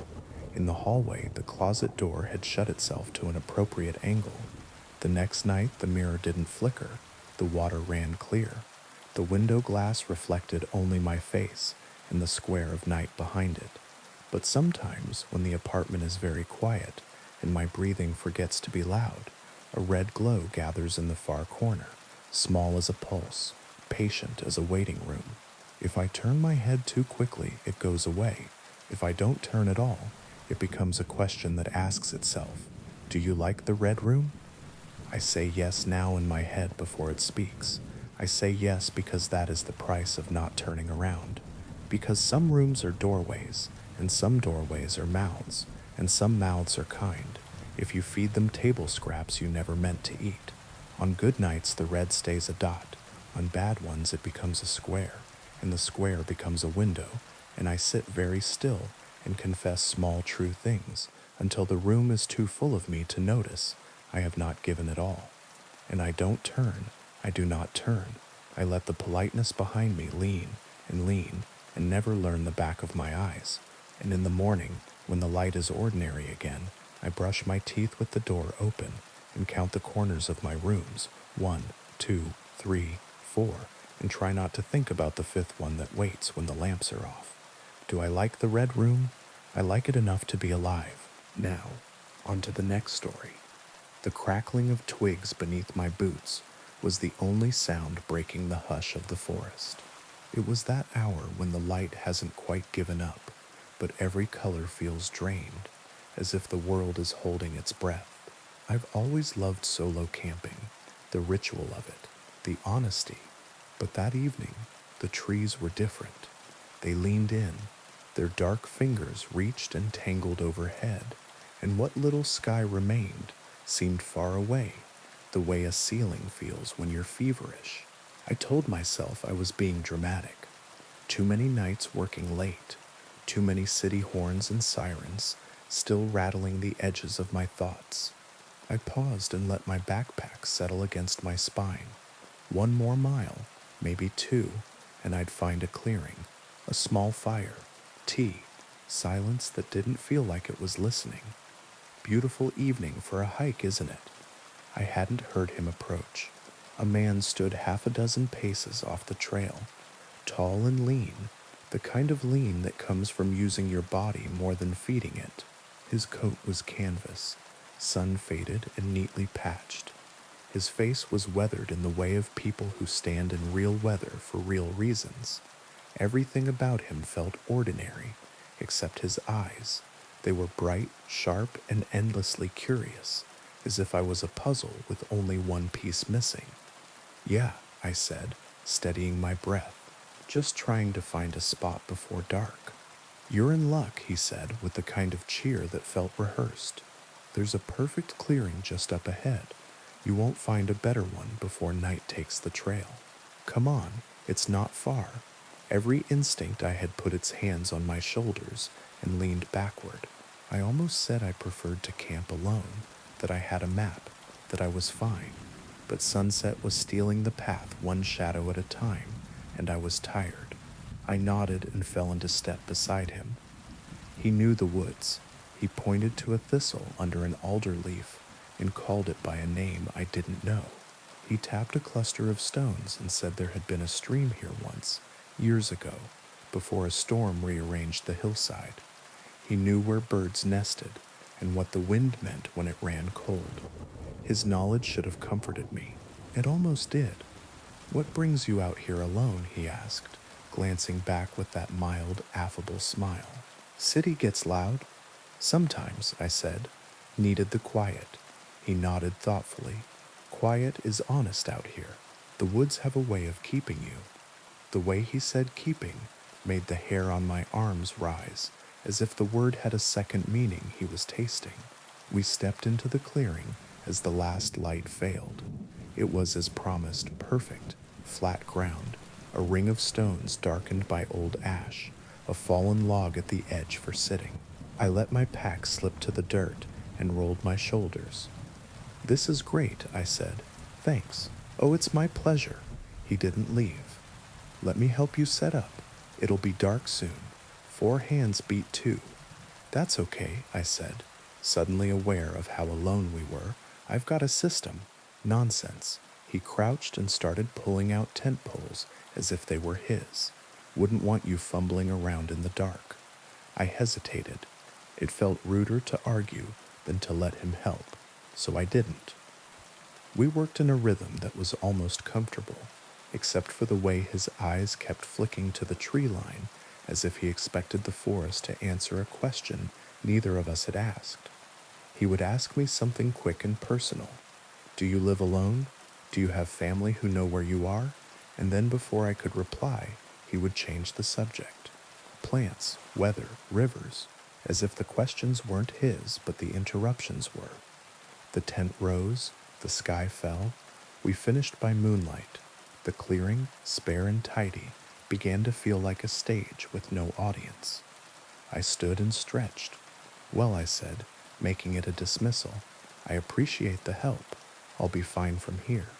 He stepped closer, not touching, but close enough to feel present in the air. "You've done well," he said, voice lowered, "but there's still so much to do before the night is through."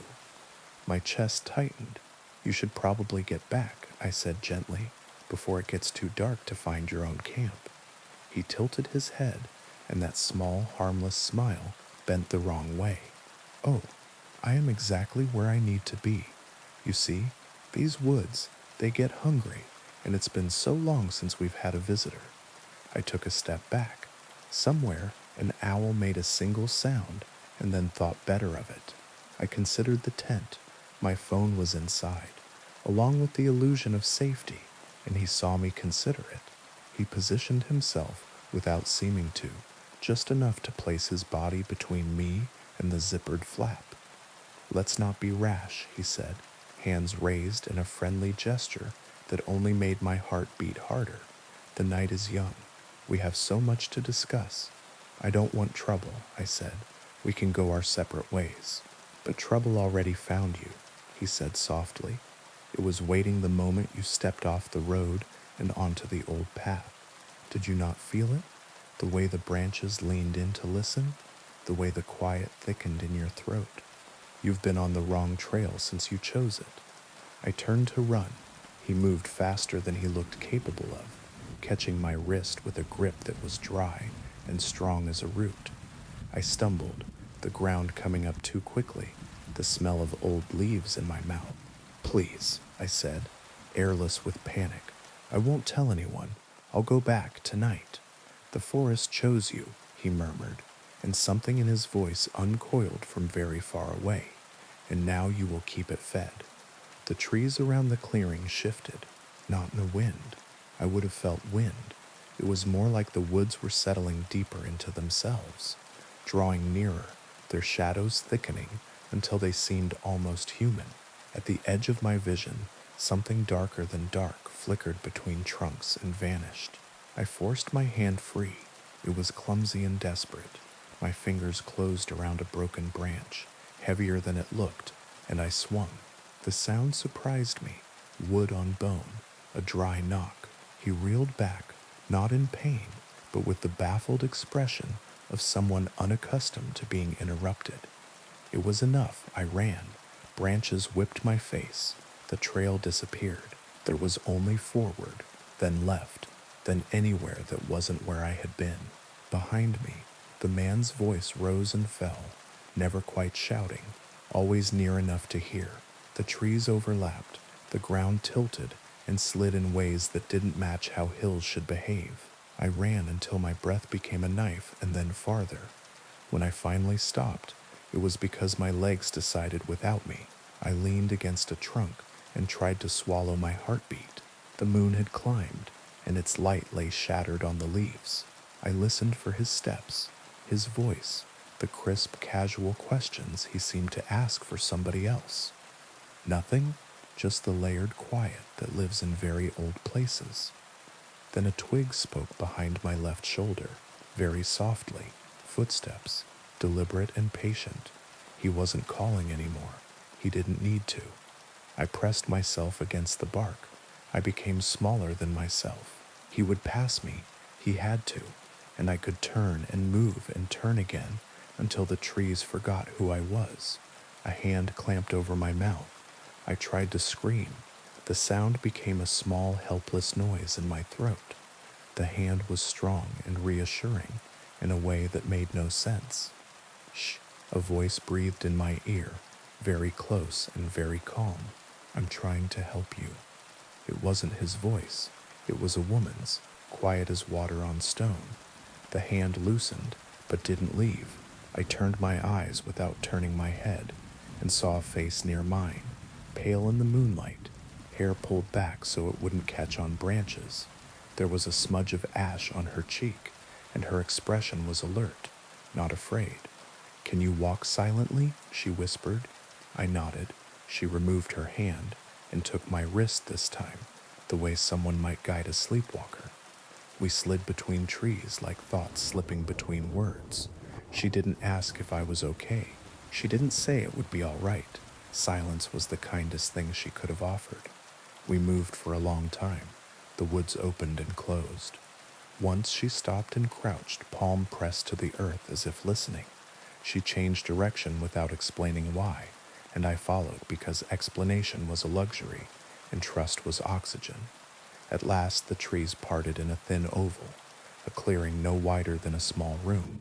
Symbols had been cut into the bark of the surrounding trunks, clean and careful, the grooves dark like old writing. In the center stood a stone broad and flat as a table, its surface carved with meandering lines that caught the moon and held it. What is this place? I whispered because whispering felt required, as if the clearing had rules even words had to obey. The heart, she said, and the tether. She stepped into the moonlight and looked older than her face. He is bound to the woods.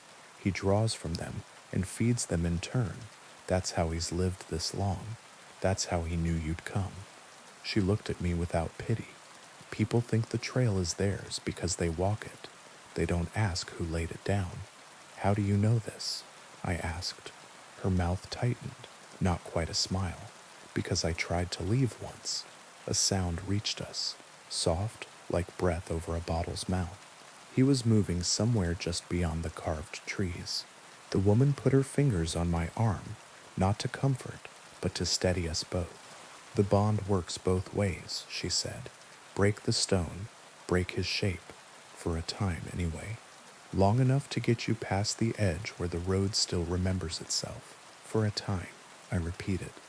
The wind, which hadn't been there a moment ago, turned the leaves over in unison so their pale undersides showed. Nothing is ever gone, she said. Just moved.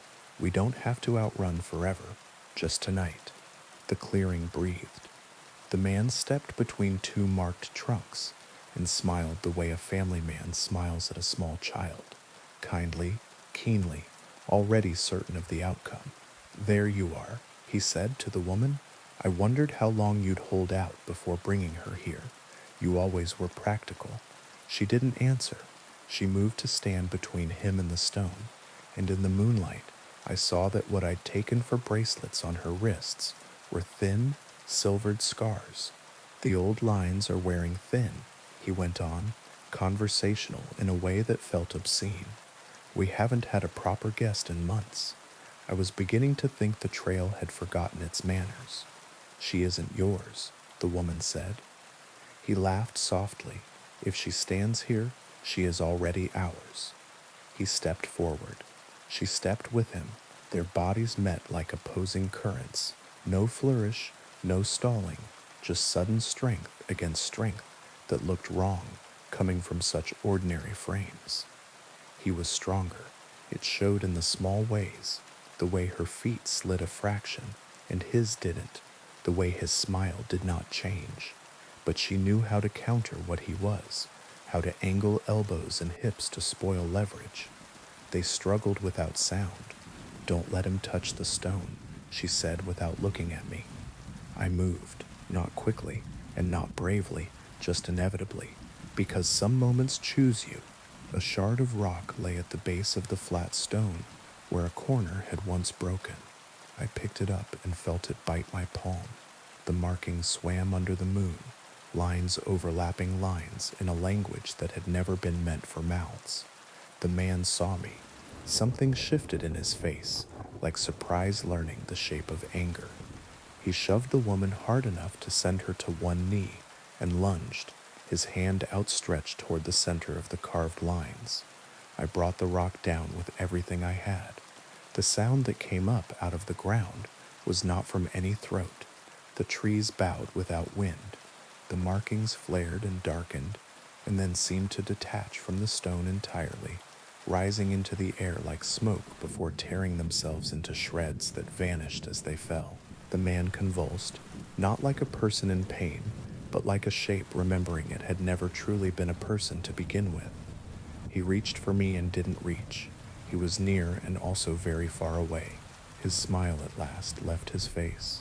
What replaced it was older and endlessly empty, and looking at it felt like standing on a cliff with no bottom beneath you. Run, the woman said, already pulling me, already upright, as if she had rehearsed this ending for years.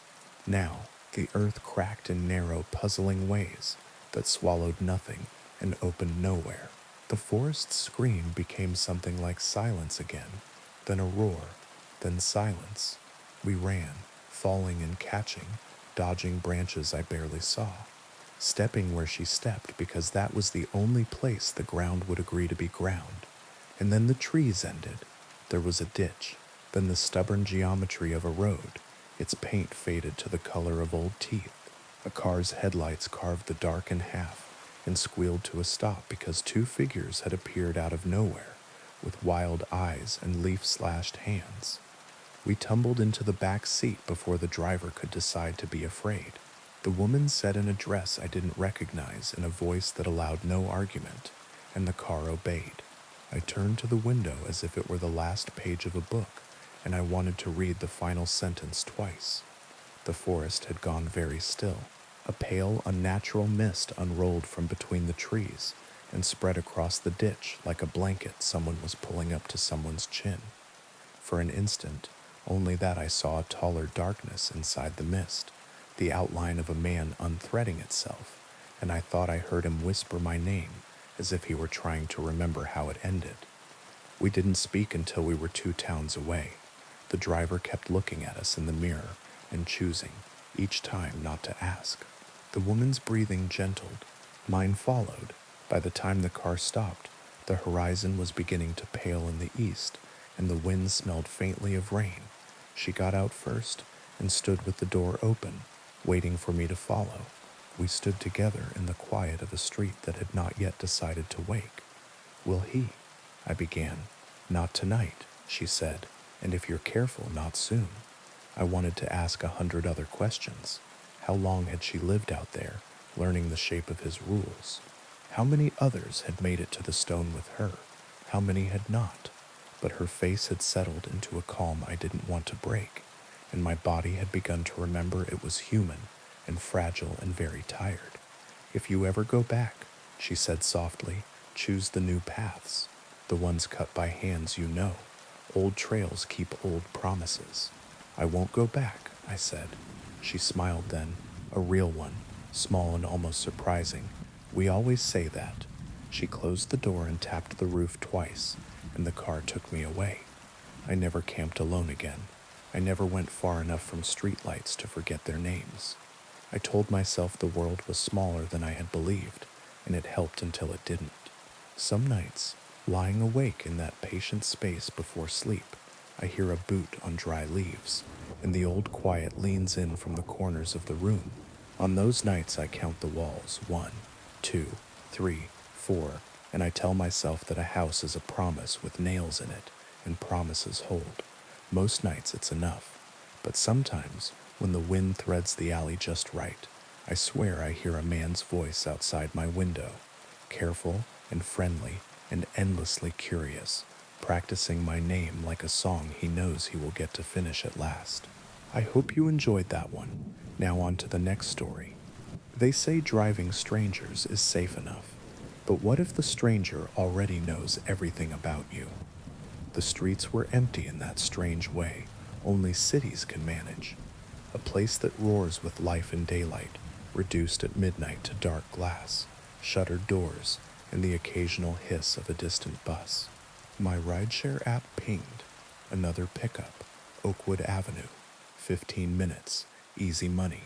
I'd been driving nights for months, and I liked it better than the day shifts.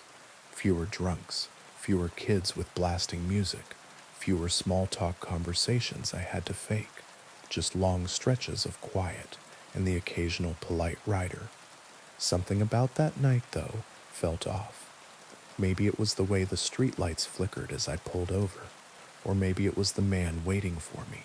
He was tall, dressed in a dark coat that looked too heavy for spring. A wide-brimmed fedora hid most of his face. He didn't wave, didn't smile, just opened the rear door and slid in like he'd been expected. "Evening," I said, forcing a lightness into my tone. "Oakwood Avenue, right?" He nodded once. His eyes caught mine in the rearview mirror, cold, measuring, like he was making notes I couldn't see. I pulled away from the curb, the car filled with silence, thicker than most rides. Normally I'd try small talk, but something about him told me not to. The tires hummed, the city unspooled in shades of gray. "You drive at night often?" he asked finally. His voice was low, gravelly, touched with an accent I couldn't place. "Yeah, few nights a week. Helps pay the bills," I said, keeping my eyes on the road. "Must meet all sorts of interesting people." "Sometimes," I said, "mostly just folks trying to get home." He leaned forward slightly, and I could feel his eyes boring into the back of my head. "And you? What brings you into this line of work?" The way he said you made it sound like I was the first specimen in a long experiment. I forced a laugh. "Oh, flexible hours. Works with my schedule."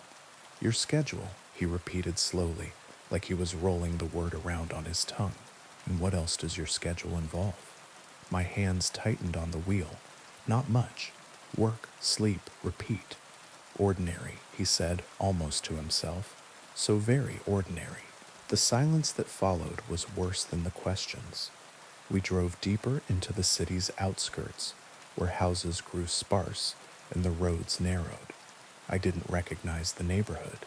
My GPS still showed the route to Oakwood Avenue, but the streets looked wrong, like they'd been rearranged.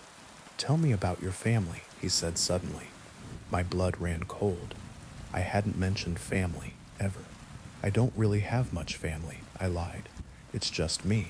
No, he said softly. That's not true. Not what your profile says. There's a sister. Millbrook, isn't it? Lovely little town. My mouth went dry. My rideshare profile didn't list anything like that. Not my sister, not her town. My voice shook. You must have me confused with someone else. His chuckle filled the car, low and mocking. Oh, I don't think so, Sarah. The sound of my own name in his mouth made my heart skip. How do you? I began, but stopped. My instinct screamed. Don't give him more. Keep driving, he said. The friendliness in his tone had been replaced by steel. We're not finished yet. I flicked a glance in the mirror. He was watching me, his hand sliding inside his coat. My pulse spiked. I didn't want to know what he was reaching for. Without thinking, I slammed on the brakes. The car shrieked to a halt. The man lurched forward. I ripped my seatbelt loose, threw open the door, and bolted into the night. The street was unfamiliar. Houses crouched dark and silent. My shoes hammered pavement. Behind me, a car door slammed and footsteps followed. He was faster than I expected. His breathing never changed pace. Steady, relentless. I darted between two buildings, my lungs burning. The night smelled of asphalt and rust. My foot caught an uneven crack, and I went down hard, palms and knees scraping. Before I could scramble up, a hand clamped around my ankle. I kicked wildly, screaming, but his grip was iron. He dragged me back with terrifying ease. In the pale light, his face loomed above me for the first time. His grin was manic, his eyes bright with a predator's glee. Now, he said, mock gentle. Running already? We were having such a lovely conversation.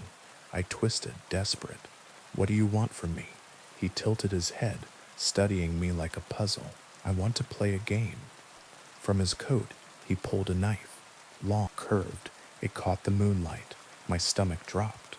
It's simple, he said, crouching beside me. I ask questions. You answer truthfully. For every lie, he let the knife gleam closer to my skin. There are consequences. What if I refuse? I whispered. His grip tightened painfully. That's not an option. The game has already begun. He smiled. First question, why did you really start driving at night? I froze. The truth was embarrassing, vulnerable, but lying felt worse. I was avoiding someone, I admitted. An ex, he wouldn't leave me alone. I thought working nights would make it harder for him to find me. The man's smile widened. Honesty suits you. Next question, what's your greatest fear? My breath shook.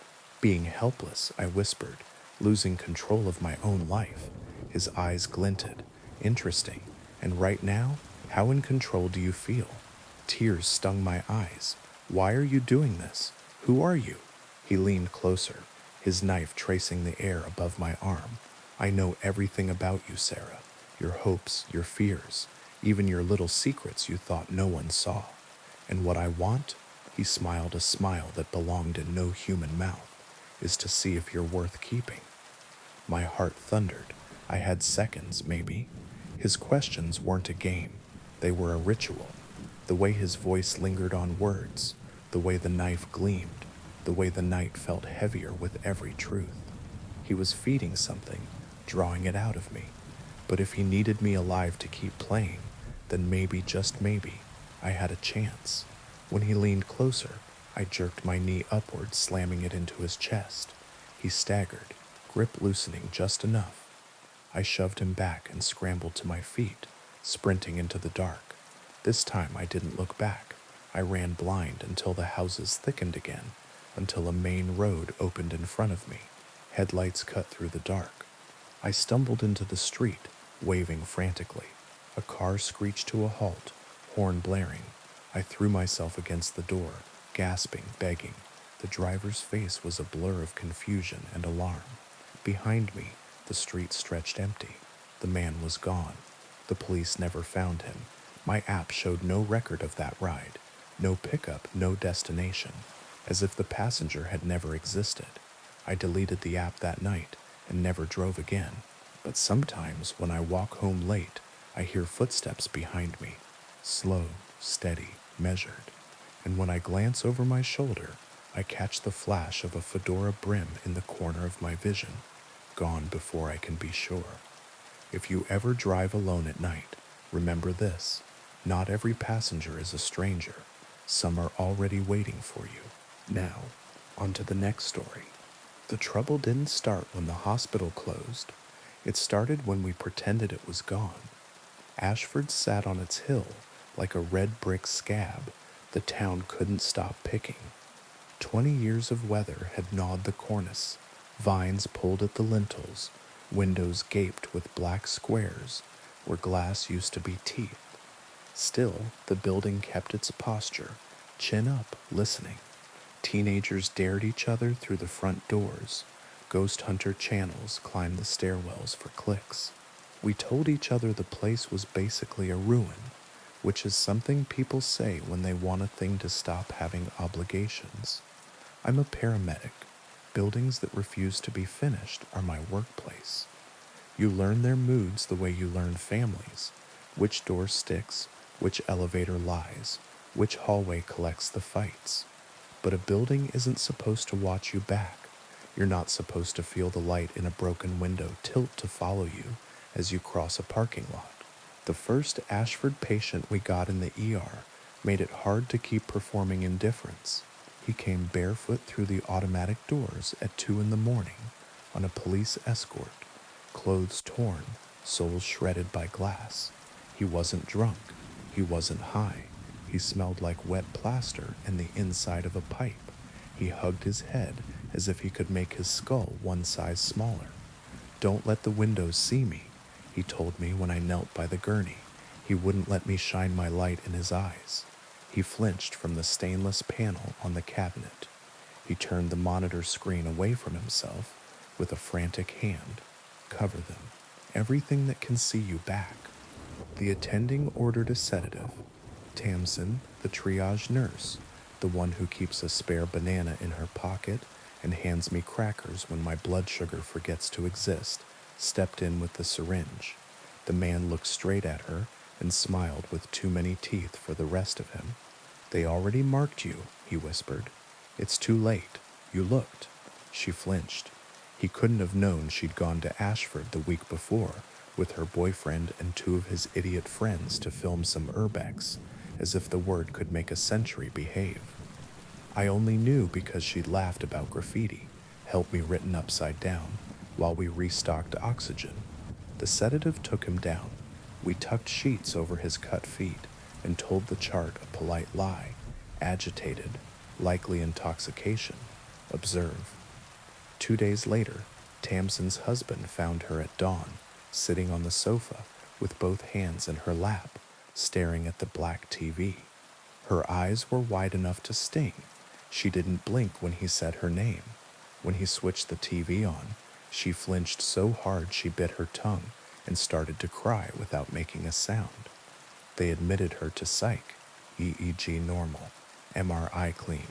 The note in the chart said, catatonia, with a question mark, because charts like punctuation when certainty is expensive. The rumor in the break room said it out loud. Ashford followed her home. A week later, we hauled in a college kid who'd gone in with friends. They said he'd paused at the second-floor bathroom mirror as a joke, then wouldn't stop looking. By the time they dragged him out, his palms were bloody from trying to scrape his own cheeks, as if his face were something stuck on wrong. He sobbed in our rig so hard he couldn't breathe.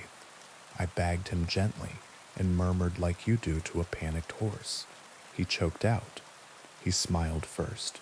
I tried not to. It made me. That should have been enough to keep me away. But paramedics are bad at believing other people's lessons. We need to touch the stove ourselves. It was my partner who pushed. Dan chews gum like it owes him money, keeps his boots polished for luck, and thinks superstition should be paid in mockery, not reverence. Black mold, he said, when the third Ashford-adjacent call came in, and the plasma screens threw our faces back at us, a half-second slow. Snaky whatever, spores mess with your head. You think mold makes mirrors lie? I asked. I think mold makes people sick. Sick people interpret the world with whatever stories they preloaded. He flicked his gum into the trash with the cheerful spite of a man who has been wrong often and hates to add to the count. Off shift tomorrow, 30 minutes. N95s. We sniff and go. There are 1,000 places I won't follow a friend off duty. Bathrooms and bars, living rooms with men who say they don't need help and keep their fists in their pockets. The hill. I meant to say no. Then I thought about Tamsin's wide eyes. I thought about the barefoot man's teeth. I said fine, and hated the part of me that can't leave a bandage unlifted. We parked by the rusted gate just before midnight. The moon looked like a peeled egg someone had held in a hand too long. Our flashlights cut cones through a smell like pennies and rain. The front door lay on its side like a tongue. We stepped over it. The lobby tile cracked under our boots. Graffiti shouted the vocabulary of 16. Help me kill her inside. A wonky pentagram layered until yesterday's jokes turned into a sediment of old fear. We swept the first corridor, patient room doors with narrow wired windows. Our lights stuttered our forms across the glass. Two tall shapes, masks on. I forced myself to keep my light on the floor because floors tell the truth about the day. See? Dan said, trying briskness. Mold and kids. Smell? I asked. We both sniffed like dogs. The air tasted metallic, a battery on a tongue. Mold threaded through. Sure, but not the headline. Halfway down the hall, he stopped. Hold up. My body recognized his tone before my brain did. I felt the small muscle under my eye start its private idiot tick. He raised his light at the nearest door's wired window. Two figures stood in the reflection. Me and Dan, except my reflected face wasn't moving. Not the eyelids, not the throat. When I lifted my hands slow to prove something stupid to myself, the woman in the glass stayed very still and watched me with interest. Dan's reflection tilted its head like a dog hearing a new word. Dan had not moved. We backed up in even steps. The figures in the next two windows pressed their palms to the glass with a soft, thick thud. Our hands stayed where we'd put them. In the third window, my reflected mouth twitched up, small and private, at something no one had said. We took the stairwell door at a trot that didn't look like fleeing, because pride is a habit you can do in PPE. The stairwell breathed cold. Every landing had a wired glass window. Every window had a face pressed to it. Some of those faces were ours, multiplied and scaled wrong like a child's collage. Some belonged to people I knew and didn't. Tamsin, the barefoot man, a boy who died in July with a pit bull whining at the curb. Every face wore an expression slightly out of time. On the third landing, a mouth opened, as if to ask me to hold something. I did not stop. The basement door stuck and then took offense. We slipped through into air that tasted like burned sugar and batteries. Mirrors lined the walls, standing, leaning, stacked in a jittery circle like teeth. Some wore ornate frames with the silver gone to cloud at the edges. Some were cheap rectangles with the safety film bubbled. Some were wardrobe doors that remembered shoulders. They faced inward, angled to catch a center point. Something stood at that point. I wish I could tell you it looked like a man. It didn't. It looked like the part of a mirror that refuses to be glass. A tall, narrow disobedience. Faces skinned across it. A deck riffling. Mine. Dan's. Tamsin's. The barefoot man's. The college kid. The mouth of each face was wrong. When mine surfaced, she smiled too soon. The mirrors in the circle shivered delicately, a dog's ears at a whistle. The thing lifted an arm and pointed. Its arm didn't have joints, it simply bent. We ran. There are choices you get to congratulate yourself for later. This wasn't one. This was the body choosing self over pride, and I led it back up the stairs between windows that tried to be eyes, through the lobby, over the tongue of the door, into night with our lungs on fire. In the passenger mirror of the rig, Dan's reflection smiled when he didn't. In the driver's side mirror, the version of me there breathed easier than I did, like she'd already finished something important and wouldn't share. We didn't file a report. You can't write something wore my face and tested the grin in the same field where you enter transported without incident. We didn't tell the charge nurse, or the cops we like, or each other. Not really. We did what night people do, rearranged small habits and pretended that was control. I taped a rag over the microwave door at the station. I put gaffer's tape over the shiny logo on my watch. Dan stopped wearing mirrored sunglasses. He turned the bathroom mirror to face the wall, like he was disciplining a child. We learned to look down. For a week, the town let us get away with it. Then we got sent to a domestic 2 blocks from the hill. The woman met us on the sidewalk, hugging herself so tightly, her sternum might have hummed. "He won't stop smiling," she said, as if describing a small leak. "He won't stop." Her husband stood in the kitchen with his back to us, facing the sliding glass door. His reflection in it, narrower, slicker, grinned at him. His jaw shook with the effort of not matching. I walked sideways so he had to look at me, not the glass. "Hey," I said, "that tone you learn for men who are losing to an enemy you can't tackle. Look at my nose, not past me, at me." He tried. He accidentally caught the stainless of the fridge. He smiled so hard I thought his lips would rip. We covered the door with a blanket on our way out. We got him to the rig without letting him glance in the rear window. We buckled him and breathed with him until his body remembered the trick, the way a drowned man remembers swimming. He calmed. My hand shook only afterward, when I had no more job to do.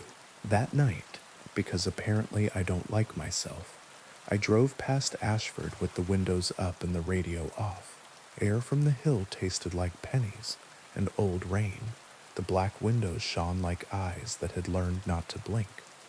I parked at the bottom of the fence line and looked straight at the ground and still somehow knew the front door lay on its side, with its hinges still trying to finish their last argument. Back home at 3, my bathroom sink turned on by itself to a thread. In the mirror above it, condensation bloomed, where a face would be if I stood there. Letters followed, traced by a finger from the other side. "Don't let the windows see me." The apostrophe was missing, like a small politeness left out in a hurry. I turned the tap off so slowly the mirror didn't think I was refusing. I hung a towel over it and slept badly on top of the covers. For 6 days we stayed polite, and the town walked past the hill with its eyes on its shoes. Then Dan texted me a photo of his bathroom mirror, papered over with brown packing tape. "Good," I replied, and meant it. He sent a second photo. The paper had puffed inward like something behind it had exhaled. He wrote, "Ha." I wrote back a list. "No joking. Keep lights off after midnight. Don't stand where screens can catch you."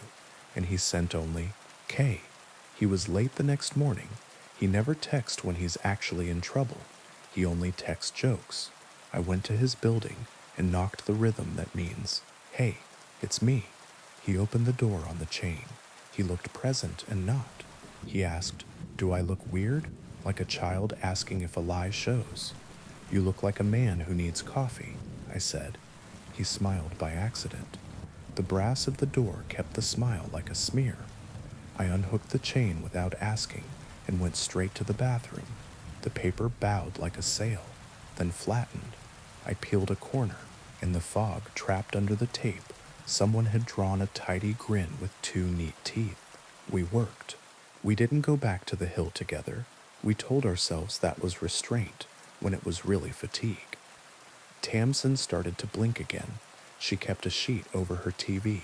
She avoided the black of her phone screen when it was idle. When I caught her reflection in the microwave, it waved before she did. She laughed once, the sound a person makes when a joke touches bone. Then I did the thing no one had asked for. I went back to Ashford alone. I brought a face shield, not for droplets, for glass. I wrapped my phone in gaffer's tape so it would be a brick and not a lake. I wore a watch with a scratched plastic crystal that refused to reflect. I kept my light on the floor, except when the stairs demanded respect. I talked to the building because I am the kind of person who talks to dogs, cars, and rooms. Just me, I said, stepping over the door's tongue. Small business. The stairwell windows were empty. That was worse somehow. The basement door yielded like a tooth you shouldn't have wiggled. Down there the circle remained, but with a gap in the far wall where mirrors had been. Someone had moved them. Where? Who sells old mirrors by the pound? Why did the thought of them standing in somebody's antique booth make my stomach go hard? The center held the tall wrongness. Faces slid across it like cards. I saw mine older by 30 years. Mouth careful, eyes practical. I saw Dan trying not to grin.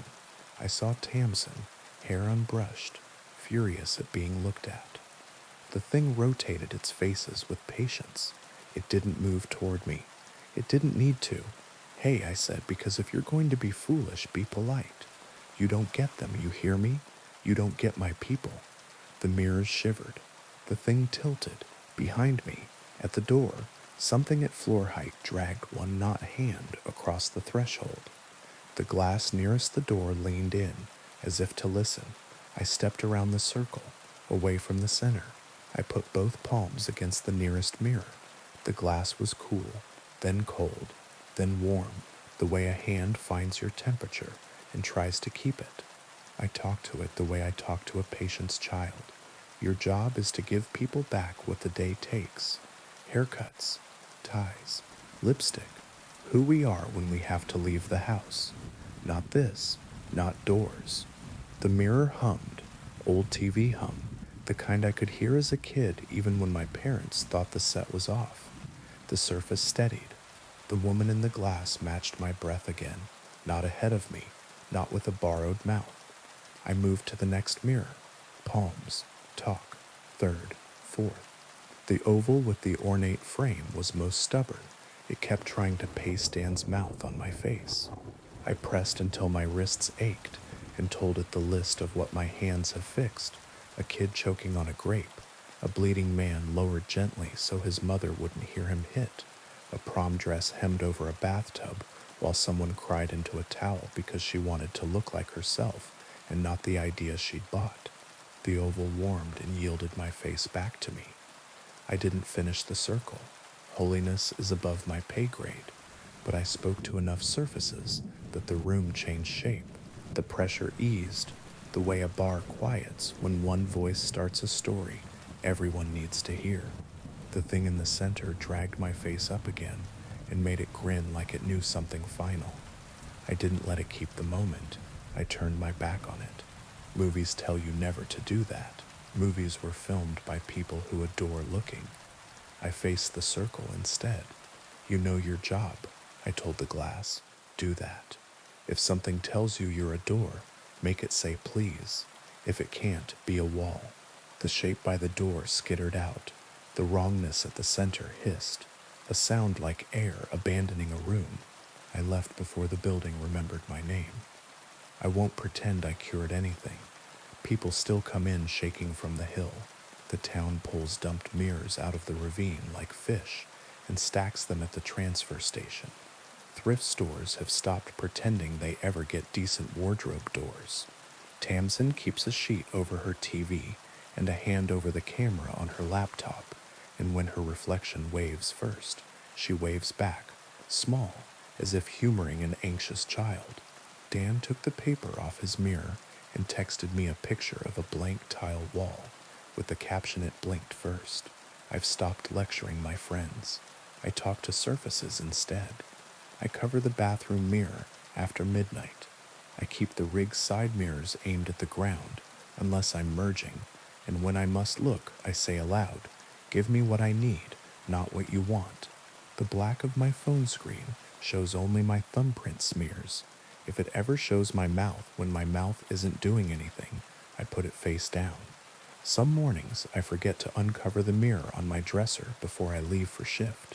I come home and the towel is slightly askew, lifted by a finger width. I smooth it flat.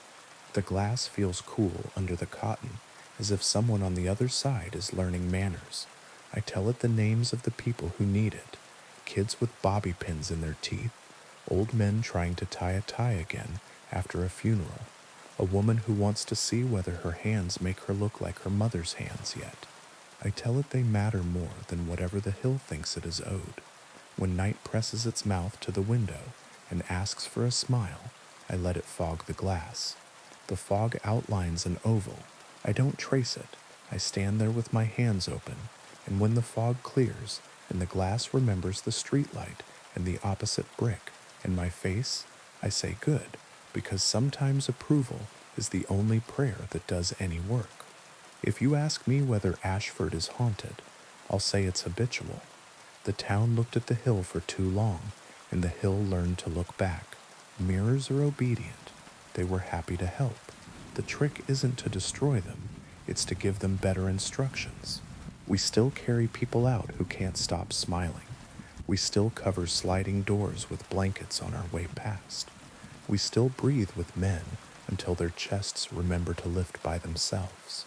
On a good night, you can watch someone glance at a black surface and then decide not to, and that tiny act of refusal feels like a hinge choosing to stay a hinge. On a bad night, I wake and the bathroom sink is running again, a slender thread like a vein. The towel over the mirror has slipped. In the corner of the damp glass, two careful teeth appear in a neat little grin.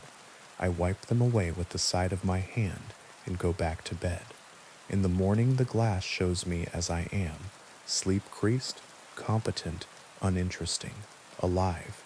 I run a thumb along the line of my jaw in the reflection, and the woman there matches me, on time without expectation. The window behind her shows the river and a cloud. No extra faces, no borrowed smiles. If the hill wants more than that, it can wait for another town to forget a building. We're busy. We have real people to look after.